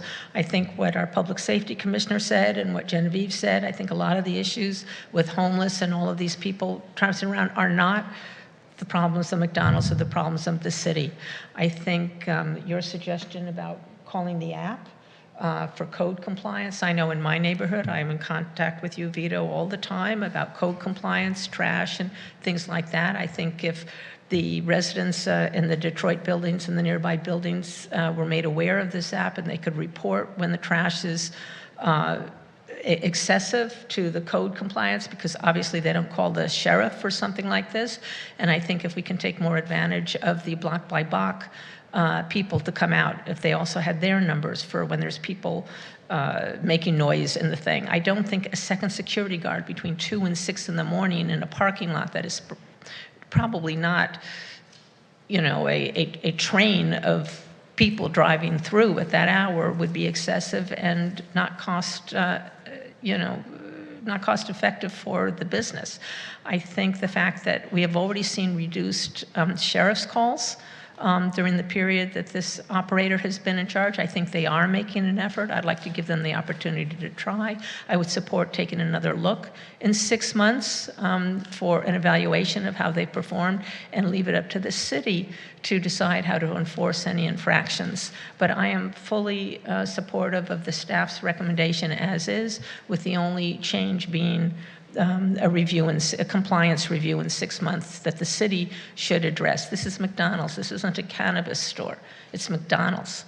I don't see, armed robbery. I mean, I knock on wood, it could of course happen, but I think it's extreme, the kind of measures we're thinking about imposing on a business that I do think is used by the late night delivery people. I know in my building, we have delivery people coming 24 hours a day. I know trash around the city. I think the Public Facilities Commission, our staff does an excellent job in general on staying on top of these things. And if they need to be addressed a little more, I'm encouraged by the representative from McDonald's talking with the representative from the community and hoping that they will be able to work out specific issues on how to address. And I hope, that you will share your contact information with them so they can call you when Ms. Ewan is not available at that hour. But I think we've got to give this new owner business a chance, for a business that has been in operation 30 years without serious problems. People who are living next to a McDonald's, I get complaints in my neighborhood all the time because people who are complaining about the noise in the clubs on the Strip. Well, you move next door to a club on the Strip, so this is what happens. You've moved next door to McDonald's. There's going to be food trash. We had a new pizza business on Sunset, which had an identical problem with the trash up and down in the residential areas. We haven't heard any complaints, and I know, Vito, you're monitoring that business. Correct. I think if the city staff works with Ms. Ewan and the staff to make sure that we don't get all of these homeowner, nearby residents issues. But I think what the Public Safety Commissioners brought up an excellent point. If we don't approve this extension, there's not going to be a security guard at all at that hour. So I'm inclined to support the recommendation as is with that one compliance review in 6 months. Commissioner Wu? I'm also inclined to approve it with the 6-month review by the staff. The items that kind of stuck out to me is, they have been operating for 24 hours. I would hate to eliminate jobs from the workers who are currently there through the Postmates and all the courier services, eliminating all those opportunities. I would like to encourage the operator to take some notes that you heard from the neighbors regarding the trash on that northwest corner and figure out how to keep that clean. I think that's important. I think now that you're aware of it, maybe things will be different. And if it's not, then for the neighbors to let city know. I think that, 2 security guards is excessive for this, but let's see how it goes in 6 months, and I'm inclined to approve the staff's recommendation for this. Okay. Commissioner LeBron-Boyd? Thank you. Just as a point, I believe Mr. Blau was here as a private citizen and not as a representative of the Public Safety Commission, and so I would like to make that clear. I agree. Thank you, Vito, for answering our questions. I was just trying to probe at what is, kind of in the realm of possibility. I do think it's a little unfair for all of us to prescribe a lot of some, ills of our community onto one specific business for 4 hours of a 24-hour period.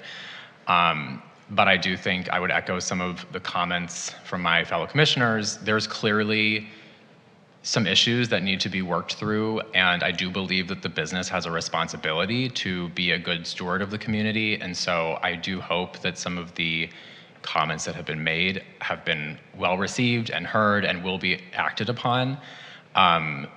Thank you to the public commenters. I think I would encourage you, get that app, use the app. I use the app all the time. It's great. And call block by block. There are things where it isn't appropriate to call the sheriff, but block by block is there for that reason, and we should utilize them. I'm a little conflicted about how to vote, but I will make a decision as I am required to. So I'm done. Thank you. Commissioner Christian? I'm inclined to support the recommendation as well. I will say, I just wanted to say, first of all, again, thank you to the public commenters for coming out and being engaged. I also really appreciate that the applicant is clearly making a good faith effort, and I don't think there's a lot of discussion about the fact that the business has been in operation since 1999, and I don't necessarily believe that the record is showing that the business is making a tremendous contribution to the situation in the parking lot behind. I think that the world has changed since the license was first issued in 1999. So I don't want to give the impression that I at least am feeling like there is a problem that the business is creating, but there may be a problem that the business needs to help solve, and it sounds like you're amenable to that. But I also agree, and the point is very well taken, that were we to deny the application, there would be no presence at all to prevent loitering in that parking lot. And I don't think it's loitering that's being primarily caused by the business. I think it's being caused by circumstances that exist countywide and statewide and are much larger than just the McDonald's on the east side. So I'm inclined to support it, but I also think just as a way, there seems to be a real possibility that this can be resolved in a sort of informal mediation between McDonald's and the neighbors. And I would love to come back in 6 months and see how that's going. Thank you. Commissioner Cockrum. Thank you, Chair. So I know I probably sound like a broken record when I say this every meeting, but I do want to thank the people who came and spoke. And I want you to know that if a certain item that's on the agenda doesn't go your way, it doesn't mean that we aren't listening to your comments or that we don't read them. We do, I promise. I do want to echo kind of just everything that my fellow commissioners said tonight. A lot of these issues are things that are way higher level and out of our control, like homelessness and issues like that. And it was a really good point of one of the speakers to bring up that if it's closed during those hours, excuse me, that there wouldn't be a security guard there at all. And that's definitely not good. It's an open parking lot, and that would probably almost attract more loiterers than not. Having a second security guard, also we know just with all of the rules and regulations in West Hollywood is incredibly expensive and burdensome on businesses. We had a similar conversation when Barry's was was asking us to extend their hours, which we did. That would have required them to have a security guard, and that was going to be a tremendous expense to them. So I guess I'll just end mine with saying that I'm inclined to support with the 6 month check-in, and I won't put this in a motion, but I would really hope that when you said that you would look into talking to Athens or doing something to see if you can close the trash, that you really will do that.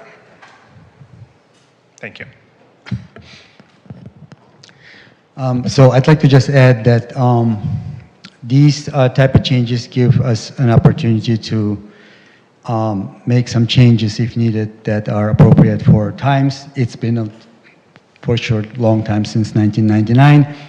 I hear that, I totally agree that eliminating extended hours would be actually worse than keeping them, but maybe this is an opportunity also to improve upon the current state of affairs, especially when it comes to trash and loitering and other issues. I think the 6 months report is a great idea, but I would also ask the commissioners look into giving it a little bit more leverage by potential provision of a second security guard, which is a very costly to have, and maybe that would be an incentive for the business to actually make those improvements after all. And then the commission can look into the report and see if that's actually satisfactory. So that would be my comment. So with that, unless there are any other comments that commissioners have, I'd like to ask if there's a motion. Sure. I would like to make the motion to pass the resolution with the add-on that we get the 6 month check-in. Second. Okay, so just to clarify, there's a motion to approve the staff's recommendation with the condition of the city report in 6 months from now. Is this something that you need to restate so we're clear on what we're voting on?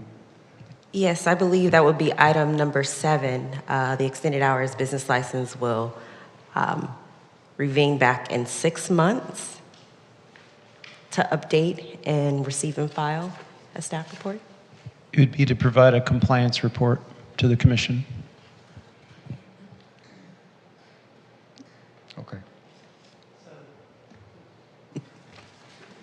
So just to restate it, it is a motion to approve Resolution BLC 25-0004 and add a condition that in 6 months, staff will provide a compliance report.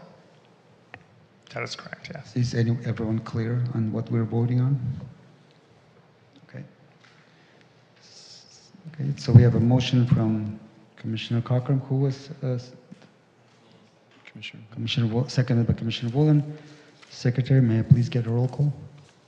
Commissioner Christian? Aye. Commissioner Cochran? Aye. Commissioner Eisenberg? Aye.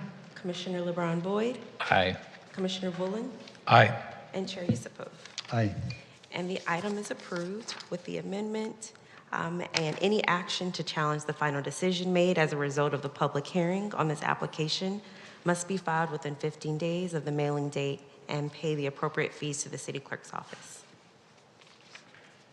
Thank you. And I'd just like to add that to the applicant, there was the homeowner, the president of HOA, you were willing to continue the talking on some improvements that you may recommend. So I strongly advise you guys to continue that conversation, please. Thank you. Okay, our next item is number 9, unfinished business. There's no unfinished business. And item number 10 is the new business, and there's no new business. And item number 11 is items from staff. Do we have any items from staff? Just 2 quick items for you, Mr. Chair and members of the Business License Commission. Obviously, we're looking forward to this year's Pride event, fast approaching. Code enforcement staff will be working all 3 days of the Pride event, starting Friday, Saturday, and Sunday, and working with our public safety partners, our sheriff, our fire, all of our city staff and departments. We're looking forward to another great event and a safe event for everybody. And also, I want to just share with the commission, the next meeting of the commission is June 10th. This is a tentative meeting. Staff is continuing to work with an applicant that would be coming before the commission in June. If we are unable to meet the timelines, we may need to make an adjustment to that June 10th timeline, but we will be providing you an update on that as soon as possible. And that concludes updates from staff. And congratulations to our newest business license commissioners, Christian and LeBron Boyd. Looking forward to working with both of you as part of our great commission and the busy year ahead. So congratulations to both of you. Thank you. Thank you. Okay, next item, number 12. This time is set for members of public to address the West Hollywood Business License Commission on any item of interest within the subject matter of jurisdiction of the commission that could not be heard under item 6 at the beginning of the meeting. Each speaker will have 2 minutes. Do we have any speakers? There are no public speakers. Thank you. Next item, number 13, items from commissioners. Do any commissioners have any items to bring forth? I'd just like to congratulate our 2 new commissioners as well. Welcome to the commission. If you ever have questions on anything, please feel free to reach out anytime. Commissioner Eisenberg? I would also like to congratulate our 2 new commissioners. I can already tell from the insightful evaluations and questions that they made this evening that they're going to be incredibly valuable assets to this commission. So welcome. Thank you. Commissioner Cochran? Thank you, Chair. Yes, congratulations to Commissioner Christian and Commissioner LeBron Boyd. Welcome to the Business License Commission. I want to say thank you again, as always, to city staff for all of the work that you guys do for us, and Godspeed for Pride in the upcoming 2 weeks. Lastly, I just wanted to mention some things that were talked about at the City Council meeting yesterday. In one of their staff reports to City Council, they talked about a couple of programs that are specifically related to businesses.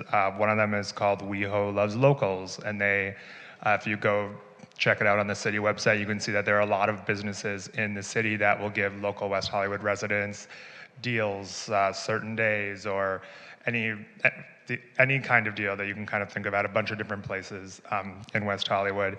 And then there's also going to be a new pilot program through a website called Giftly, which right now you can still go on and buy gift cards for different businesses in West Hollywood. But once this pilot program starts, I don't believe they gave a date on when it's going to start, but they'll actually be matching funds up to a certain amount. I think it was about 50%. So, for example, if you bought a $100 gift card to somewhere, they'll give you an additional $50. So you'll have a $150 gift card. I think they're allocating something like $60,000 or $80,000 to that program. So check that out along with all of the other amazing city services that our city offers, but those are the business-specific ones. Thank you. Anyone else? Thank you all for the, sorry. Sorry. Yeah, I just wanted to say thank you to Councilmember Hang for the appointment. I look forward to working with you closely. I know he's left the room, but just for the record, thank you guys on my commission for welcoming me. It's been a very interesting first meeting, and I look forward to many more interesting meetings. And thank you to the city staff for your help and for answering all of my follow-up questions. I appreciate your prompt response. Thank you. Commissioner Christian? I'll echo the same. Thank you all for the warm welcome. I'm very excited to serve with all of you over the next couple of years. And I've seen you all up here in the past, and I know that you're excellent at what you do and really committed to the community. So thank you to Councilman Erickson for the opportunity as well. And to staff, as always, you guys do tremendous work. And yeah, good luck during Pride. I was discussing that with Jessica. Thank you, and I wanted to welcome Commissioner Christian and Commissioner LeBron Boyd. Looks like our commission got a lot better now, so thank you. So with that, if no one else has any comments, we're going to close item number 13, and the next item is number 14. So the West Hollywood Business License Commission will adjourn to its next adjourned meeting, which will be on Tuesday, June 10, 2025 at 6 p.m. at West Hollywood Public Meeting Room at 6225 North San Vicente Boulevard, West Hollywood, California. So the meeting is adjourned.